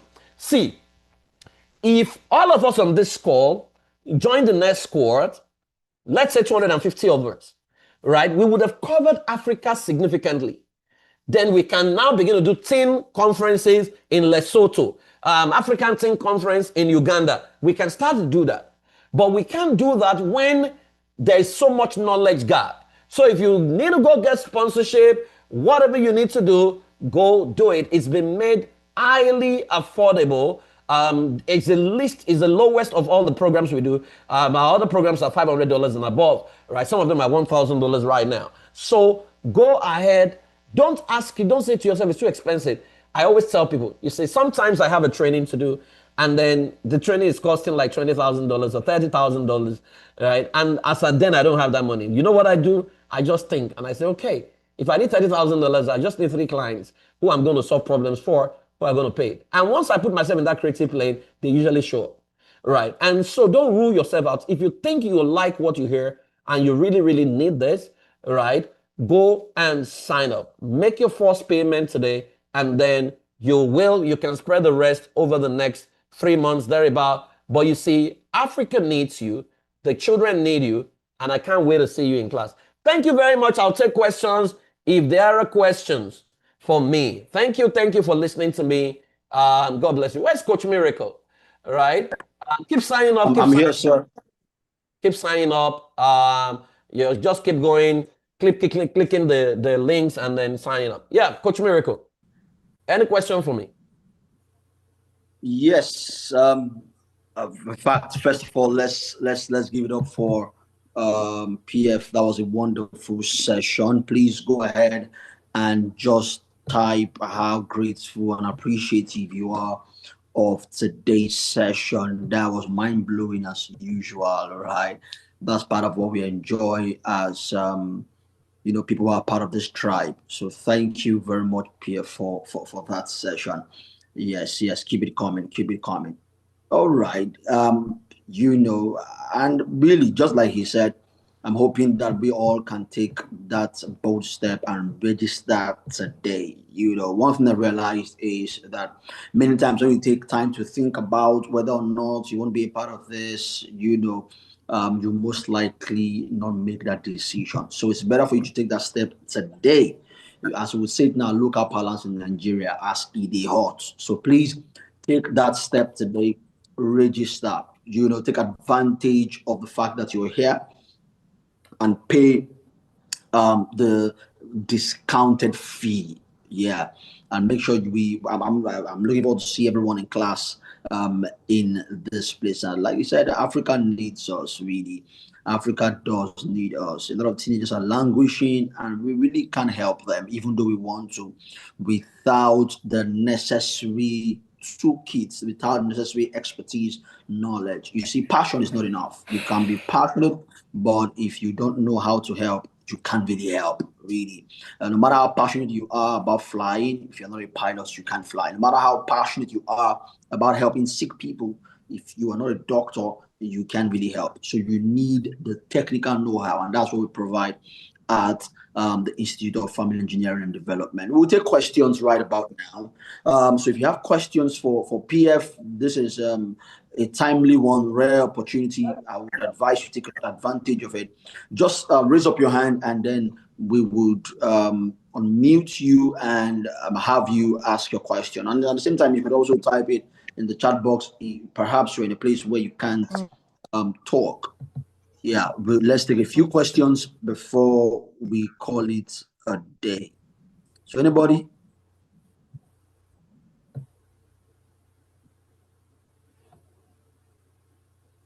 Yeah, I have a question. Yeah, we can see Steve, we can see Emmanuel. Yeah, Emmanuel, can we have you? Okay. Yes, thank you, sir. That's a very wonderful delivery there. I was, very captivated by it. So my inquiries goes along the lines of, when is the next cohort starting? And then also, what is the mode of training? Is it, for example, if one have got full-time job, is it like live training, or are there recordings? And then also, Like how many days a week? How was the structure of the program? So ideally, the sessions are virtual, right? So you don't need to leave wherever you are to join the session. They're all virtual sessions.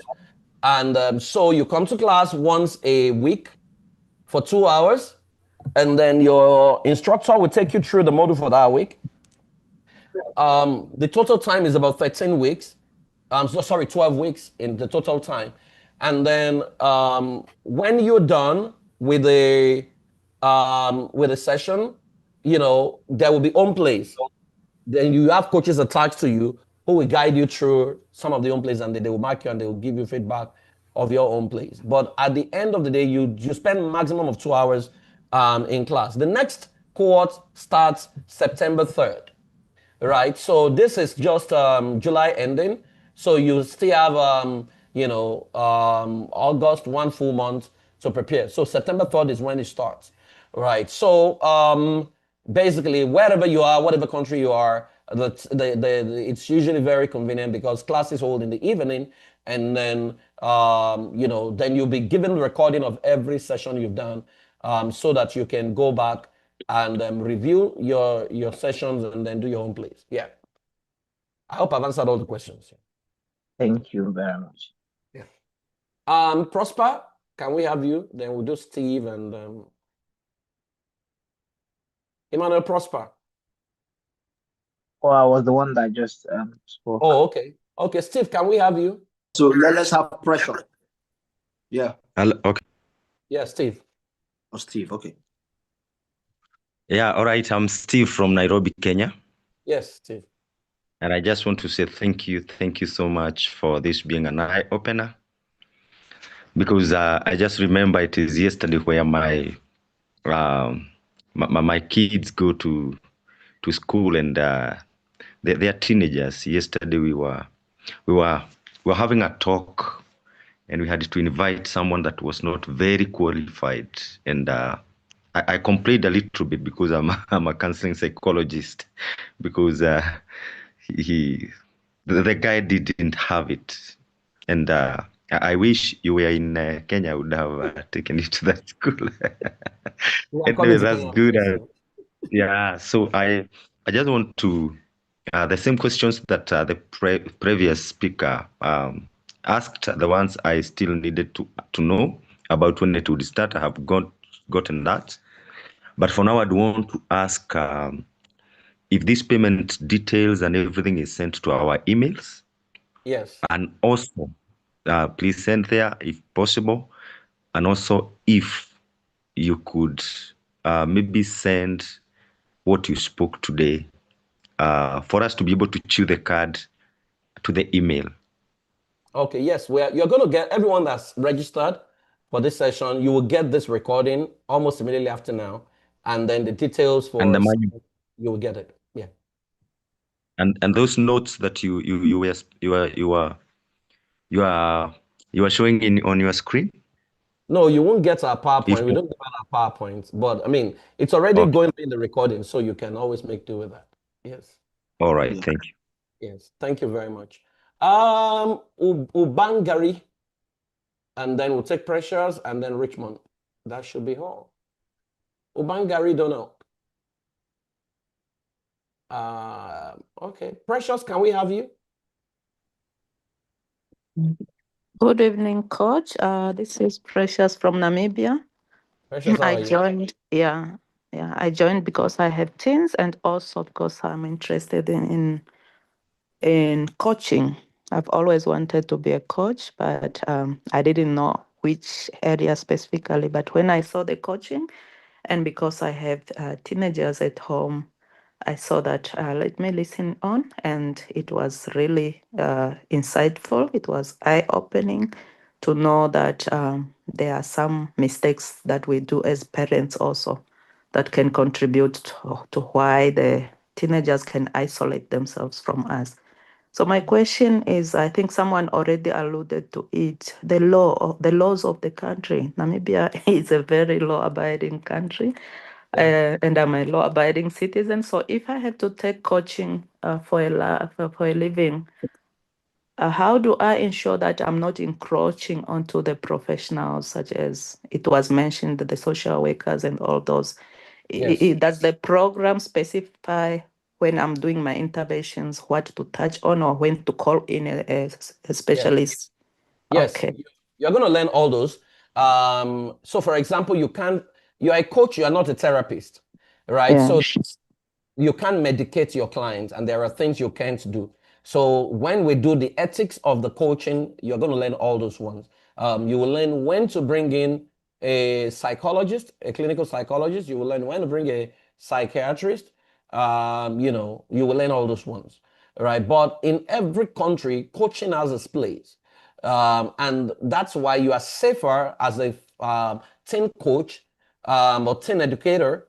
That you can't say you're a therapist, because even though you're going to learn how to deploy some therapy methods in class, you're going to learn that, a lot of that, but you still can't call yourself a therapist because you need a master's degree and then you need to be to take the board exam before you can be a therapist. But you are safer as a coach, and the laws of coaching is the same across the various countries of the world.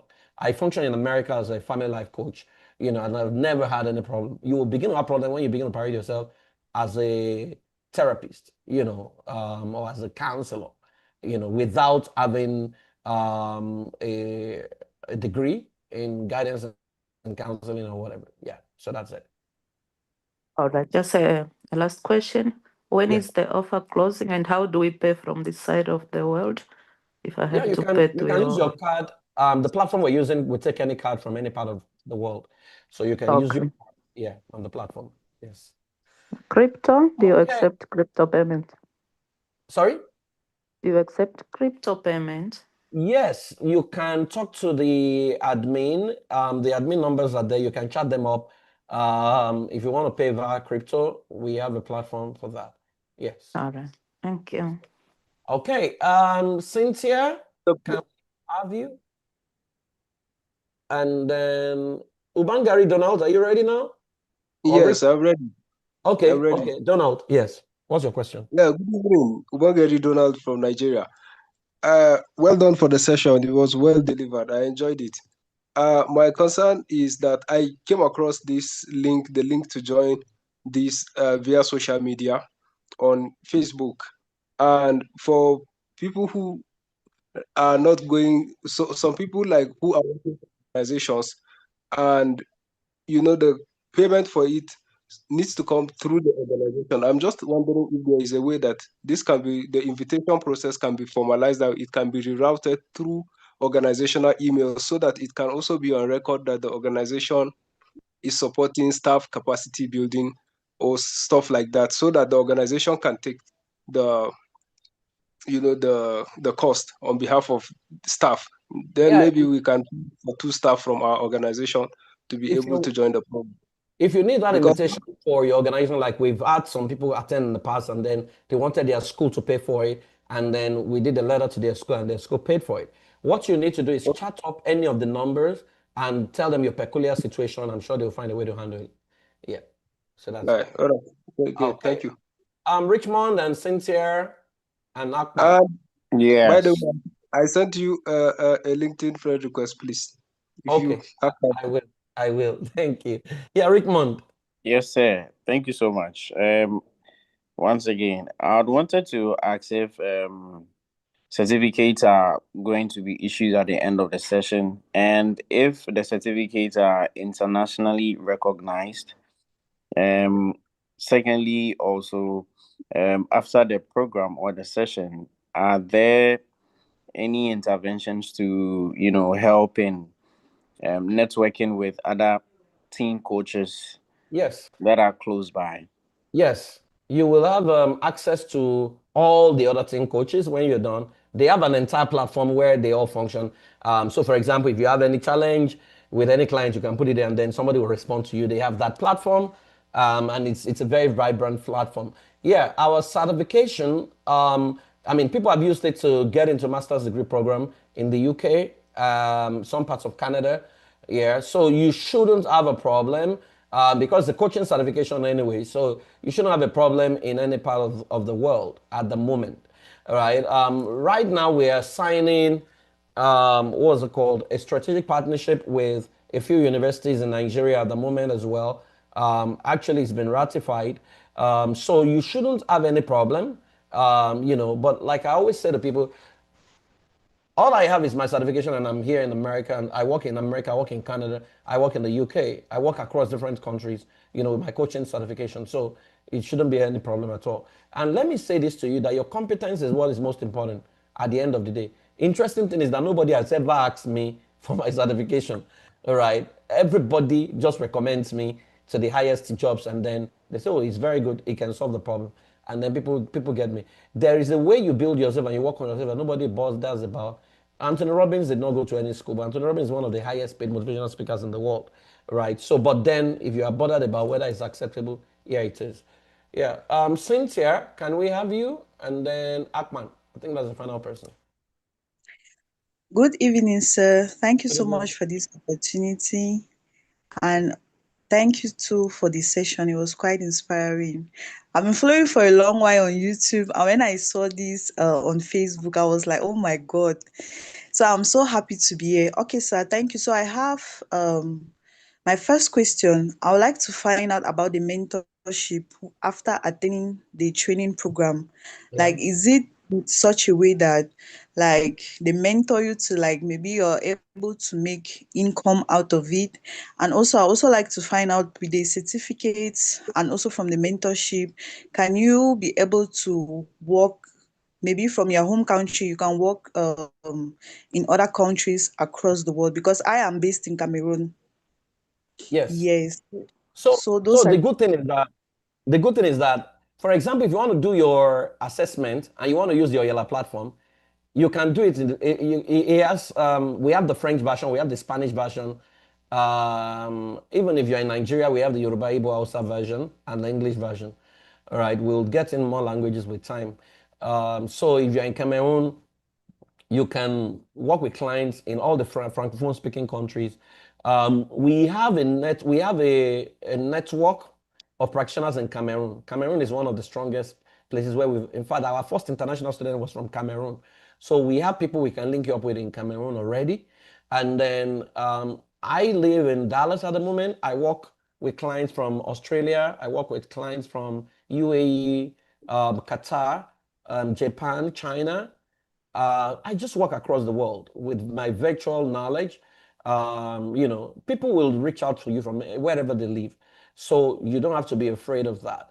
The mentors are going to mentor you. They're going to coach you. They're going to tell you how to set up your platform online, how to shoot your videos and all those things. Yeah, they will provide all those kind of support. Yeah, so you don't have to worry about that. Yeah, Akman, can we have you? That's the final question I can see. Oh, all right. Good evening from this, and this is Nigeria. Yes, sir. I want to express, a big satisfaction for the training just received. I know this is the beginning. Some of us, have been looking around for what to help us stay active in the market, especially in an environment where you have a problem, getting paid jobs, and you want to be alone. You want to earn a living, doing your own thing. I know the cost may not be friendly, but it is worth it if we can afford it. Like you said, we have spread payments, do installmental payments, which is limited to 3, isn't it? Yes. And I know, God helping, we'll be able to handle that. But one of the questions I want to ask is, does this training have age boundary? Does it, because when you get to a particular age, it is believed that you may not need it anymore. But does it have age boundary, age limit or something? When you say age limit for the coach or for who? For the coach. No, the coach, I mean, if you're an adult, you should be able to take the course. We don't have, I mean, you can, I know 10 coaches who are 70 years old, all right, and they are still very relevant. And I know 10 coaches who are, 28, 29, thereabout, all right? So age should not bother you once you can comprehend what you're going to learn in class. Even though we always insist on first degree as a minimum requirement, but we've seen people who don't have a first degree, but who are very, very exposed and who are very, very intelligent, and they've taken the course and they're doing very well in their practice. Yes. So that's okay. Thank you. Yes, sir. Secondly, in our wild market in Nigeria, I know this kind of business or this kind of job, is more about referrals. If your first performance is appreciated, you have a large clientele because you have more referrals. I want to ask, how do we start building it? Because after the training, like you said, they'll build a platform, build social platform that will help expose you as they train, how do you call it? As the person that's anchoring, that training will bring you up, but the platform that will expose you, who does it? Is it would you help assign us or assign me as your student to somebody that will help me, create a referral platform? Okay, so let me say this to you. It's one of the laws I talked about, Audacity. From the time you are in class, where we always will give you tasks, you are challenged to start creating content. The market is very easy to get into right now. You need to find out the right time to post videos, to post content. You need to learn to create a community. That's not very difficult to do, right? It's the easiest thing to do. Now, you have coaches on the platform who are going to handhold you, you can intern with, who can guide you. We will provide that, right? But we will not shoot your videos for you. We will not write your content for you. You have to do that because your credibility will matter to the people. They have to see you by yourself, right? Some of the coaches can give you jobs. Maybe they have, for example, I have a threshold I will never do, right? If the jobs, so you have a job that is maybe like 500,000 or 300,000, I'm not going to take those kind of jobs, so usually I look for the coach that can accept that kind of money, and we need to do that kind of thing, and then we give them those kind of jobs, all right? But you need to do the work. As basically, it's not as if anybody's coming to bail you out. Yes. So, but if it's support and leverage that you think about, yeah, you have them in abundance. Yeah. Thank you very much, all. Coach Miracle, over to you. Okay, I look forward to seeing all of you in class. Have a fantastic day from my hand. Over to you, Coach Miracle. All right. Thank you so much, sir. Yeah. And I like all the questions that have been coming in, and thank you very much for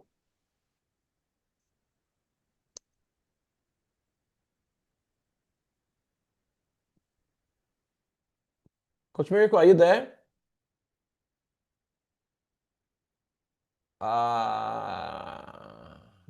Yes, I'm here.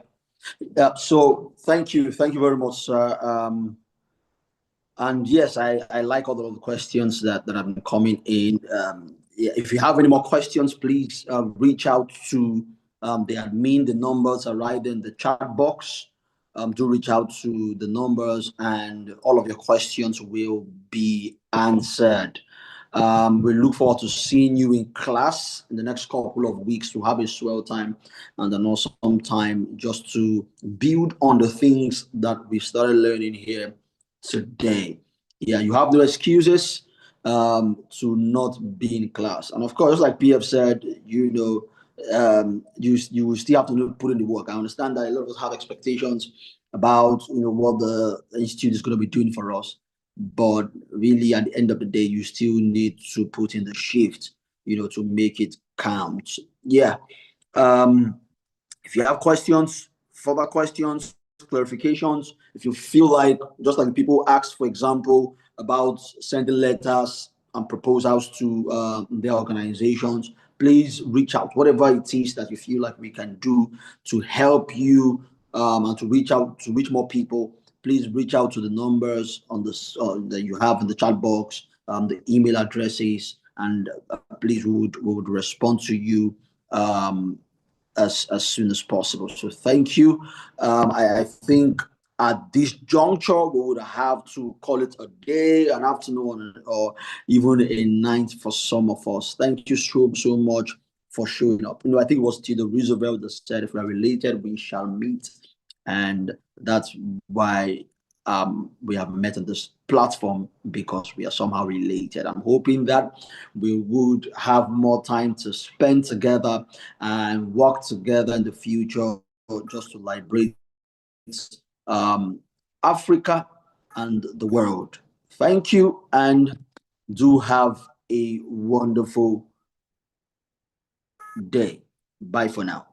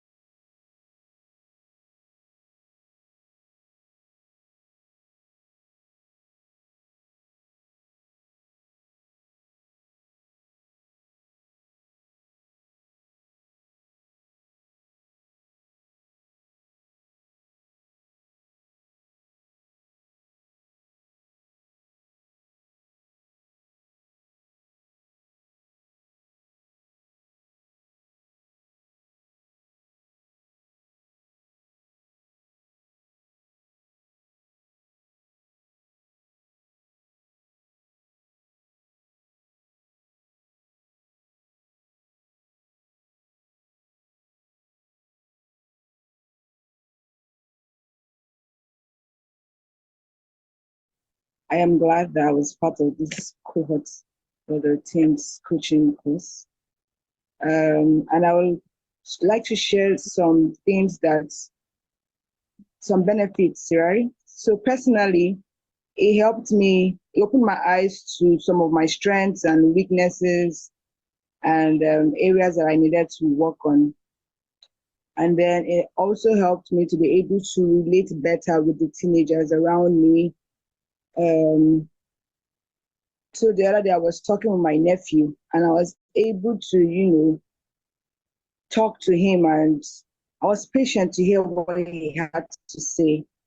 And I was also able to talk to his mom on the areas that she needed to do better with him and helping her understand him better. So another thing that the course also did for me, it helped me build capacity, because there was a lot of stretching. And I'm glad that I was part of the cohort. Thank you. It has been an amazing journey, and I believe that I am not the same person that I came into this course. I'm not the same person. Something has changed, something has moved in me. Actually, I came here just with the passion to coach teenagers. I had just the passion, no experience, no training. So I think this has been my starting point, and it has helped me really to build self-confidence. Right now, when I intervene in teenage issues, like my colleagues all have teenagers at home, most of the times when we sit and they are complaining about how their teenagers are behaving, when I start explaining to them some of the things that I've learned here, like how the teenage brain works and how they can connect to those teenagers to make them have a meaningful relationship, they give me a lot of attention. And that has made me to understand that I have something of value now that I can deliver to people. I think one thing that stood out for me was learning about the teenage brain, because myself, and I have an adolescent at home. She's just 10 years old, but I can see some of these things already manifesting in her. And it has helped me, first of all, in dealing with how I relate with her, like my methods of discipline, the way I used to talk to her and all of that. It has changed drastically within these 3 months. And I'm having a better relationship with her. It's been a very transformational journey for me. It's been an eye-opener as well. It's opened my eyes to so many things. And one thing it's done for me is it has helped me to understand why my preteen, why he does everything the way he does it. And it has helped me to now to be more patient with him. Before, when he does something and I'm like this, that, but looking at sometimes when I'll just ask myself that, okay, based on this course I've taken, what do I think I can do? Or why do I think he's thinking the way he's thinking? Or why did he do what he did and all of that? It has been mind-blowing because now he's now more open. Unlike before, when he says something and I give him this bad eye, like, are you really sure? This bad side eye. But with this training, I must say I find it a lot easier to relate with him now, and then to relate with other teenagers, that I'm in one way or the other, have a link to. So that's it. It's a very it has stretched me. That's what I would say. I should say that saying that I have learned and I am growing is the least I can actually say. When we started and I began hearing this psychosocial, psycho this, psycho that, I was like, I'm not a psychologist, so how do I start? I'm not sure I can cope with all of this stuff at this age. I truly want to appreciate. One of the things that that stood out for me in this program is the healing the inner child stuff. I know I've learned a few things about trauma, working on trauma and the rest of them, but you see, that encounter was awesome for me. I want to sincerely appreciate the team for the privilege I have had to learn. Now, I used to know a little from having read Tim Lai's book and the issue of temperament and the rest of them. But when I jammed what TCC combined, I was like, Jesus, which one is Ford and intimidating normal? Which one? Oh God! But sincerely, at this juncture, I really want to say very big thank you. It's been quite a journey for me, and I want to first of all say thank you to all the coaches and the organizers who made this possible. It has been an interesting journey for me. So my background is in journalism, and I get called by schools or organizations that tend to young people to talk to them, because my job puts me in the faces of people and I am seen as a model. And I thought to myself at some point that I didn't just want to go and blab things based on my experiences that probably might not be relatable to the people that I'm speaking with, the demography. And so I began to seek platforms that train people on how to deal with, manage young people. It was just on my mind. I probably had Googled it at some point, I don't know. And then boom, I saw the adverts. I was like, this is what I was looking for all the while, come on. And I registered for it. And I completed the class, which is something that I hadn't done in a while. I had several courses that I hadn't finished because of how strenuous the job can be. But I completed this one.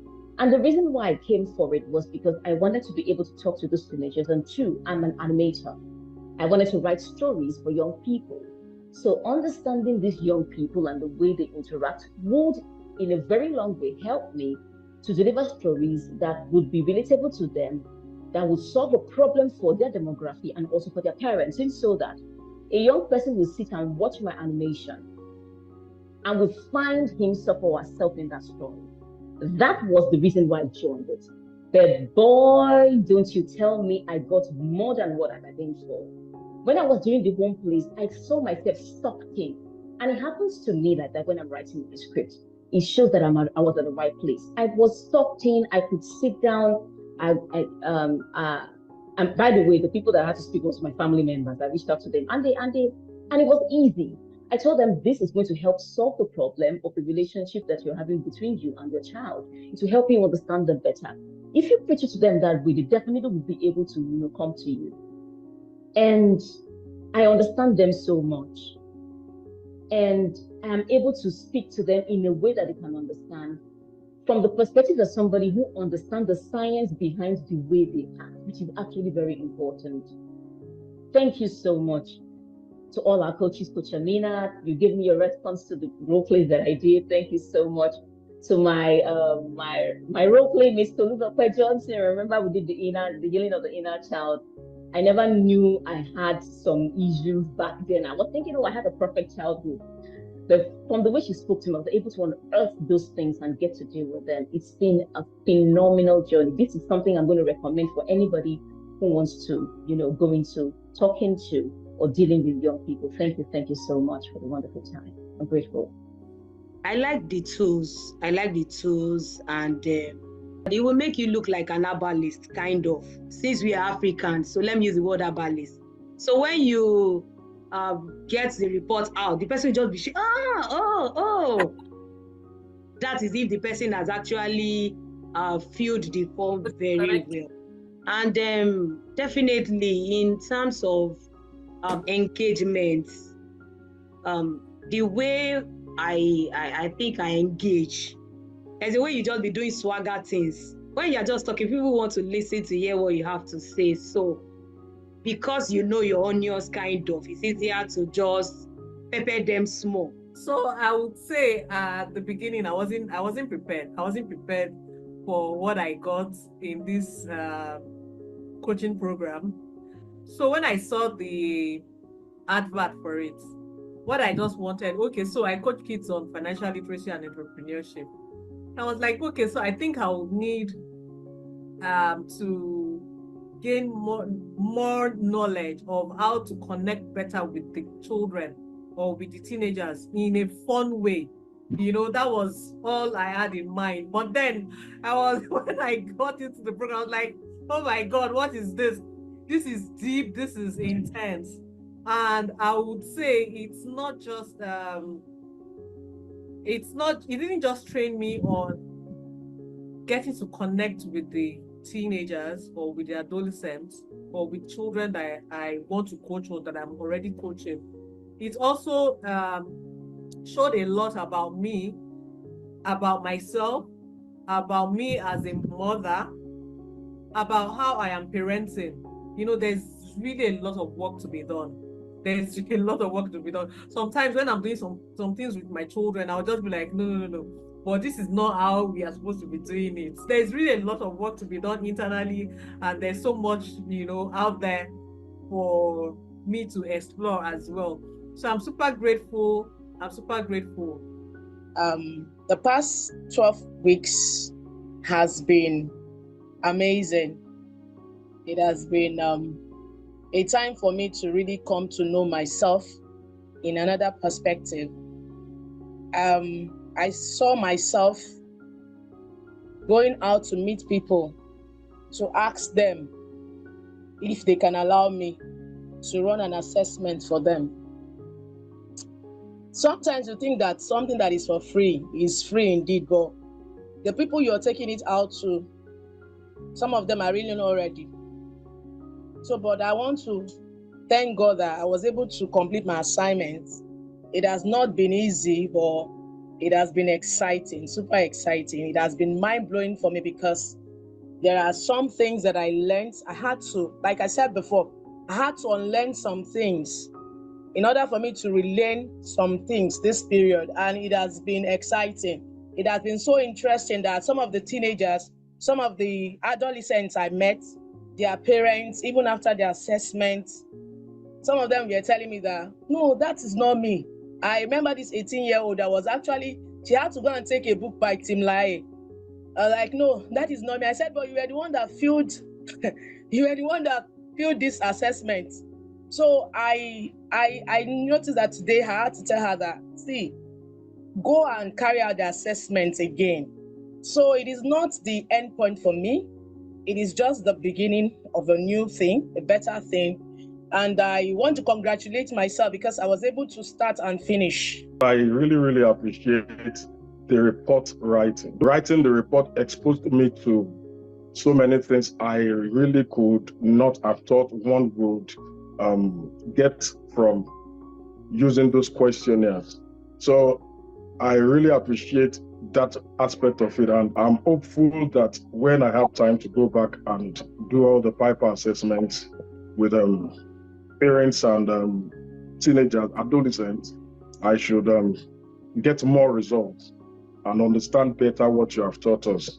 And to Coach Zuriel, she took us more like babies, you know, and it was really, really impactful. Those are sessions teaching us how to use those toys and those little things to bring out the children from the adolescents from their, what do you call it, from their caged, probably as a result of whatever they might have experienced. So it was a very, very nice session, Coach. So it has been a very, very impactful session, and I hope we will make you guys proud. Thank you. And I've actually learned so much. It has been an eye-opening experience. I'm glad I took this step to know what I know now, and it's been a wonderful time. Though tedious, though what word do I want to use? It was tough. It was tough. This is one of the toughest courses I've done in my entire life. It was really tough for me trying to meet up with the deadlines. It got to a time I couldn't sleep because I hate missing deadlines. Sleep, like I was just on this case, and thank God I was able to pull through. And I learned something that in trying to meet the deadlines, it made me sit down to actually study the report. So I studied the report to the extent that I understood. Well, if I hadn't been given that deadline, I might not have sat with it to get to know what I was, because I needed to interpret, not just to write and submit. I needed to know what I was saying. I needed to personalize it, to interpret it, to make it a part of me. And there was a day someone asked a question on the group about personality and something, and I was able to respond without going through my notes. So that was when I knew that, yes, I've been impacted, and I'm grateful. I'm actually grateful. It's been quite educative, it's been informative, it's been transformative for me. I really enjoyed the class. The whole 12 weeks, I look forward to each of the Thursdays. And looking at it, the journey so far, I have a lot of young adults and adolescents that always come to me for advice and the rest. I know in church I work with some, but going through this, I'm more confident, working with them, because I know we are being handed over the best tools you can use to assess and get to the root cause of the challenges the youth are facing. And the attachment style really exposed my eyes to a lot of things, because I see a lot of trauma bonding, but because I don't have a clear understanding of what was going on, the attachment style exposed me to that kind of knowledge that I'm able to pick it immediately when I'm speaking with teenagers now or adolescents. There are a lot of things they will share, even without getting to the core problem. I'm already when I psychoanalyzing, I'm already beginning to pinpoint why they are being anxious or they are being clingy to people around them. So the emotion coaching as well has really helped me as a person. I'm not the type that I'm a peaceful person, but in relationship with my children, I've been able to emotion coach them really. Now we have a lot of peace in our interacting with each other when we talk, and when we are trying to, maybe we are in a family meeting and everybody wants to bring out, share his own perspective to issues that is being raised. So that kind of moderating the emotion around my family, that one has helped me. I know that I empathize a lot, but this also have helped me to move further. So there are some things, behaviors I do see now. I didn't just it doesn't just treat me so fast. I sit down to reflect more why they behave the way they behave. So for me, this has been an amazing work. It has been a journey that I know that what we paid to gain, whatever the knowledge we've gained, is just a little compared to what we receive here with us. So looking at the whole package, I would say that it's massive. The tool we have in our hand is a great one that when we go out in the world around us, we are able to have a great impact. So I just want to say a big thank you. So that play therapy again is something I embrace so wholeheartedly. I'm the kind that wasn't too playful. So I'm beginning now to be more intentional, to incorporate play at times.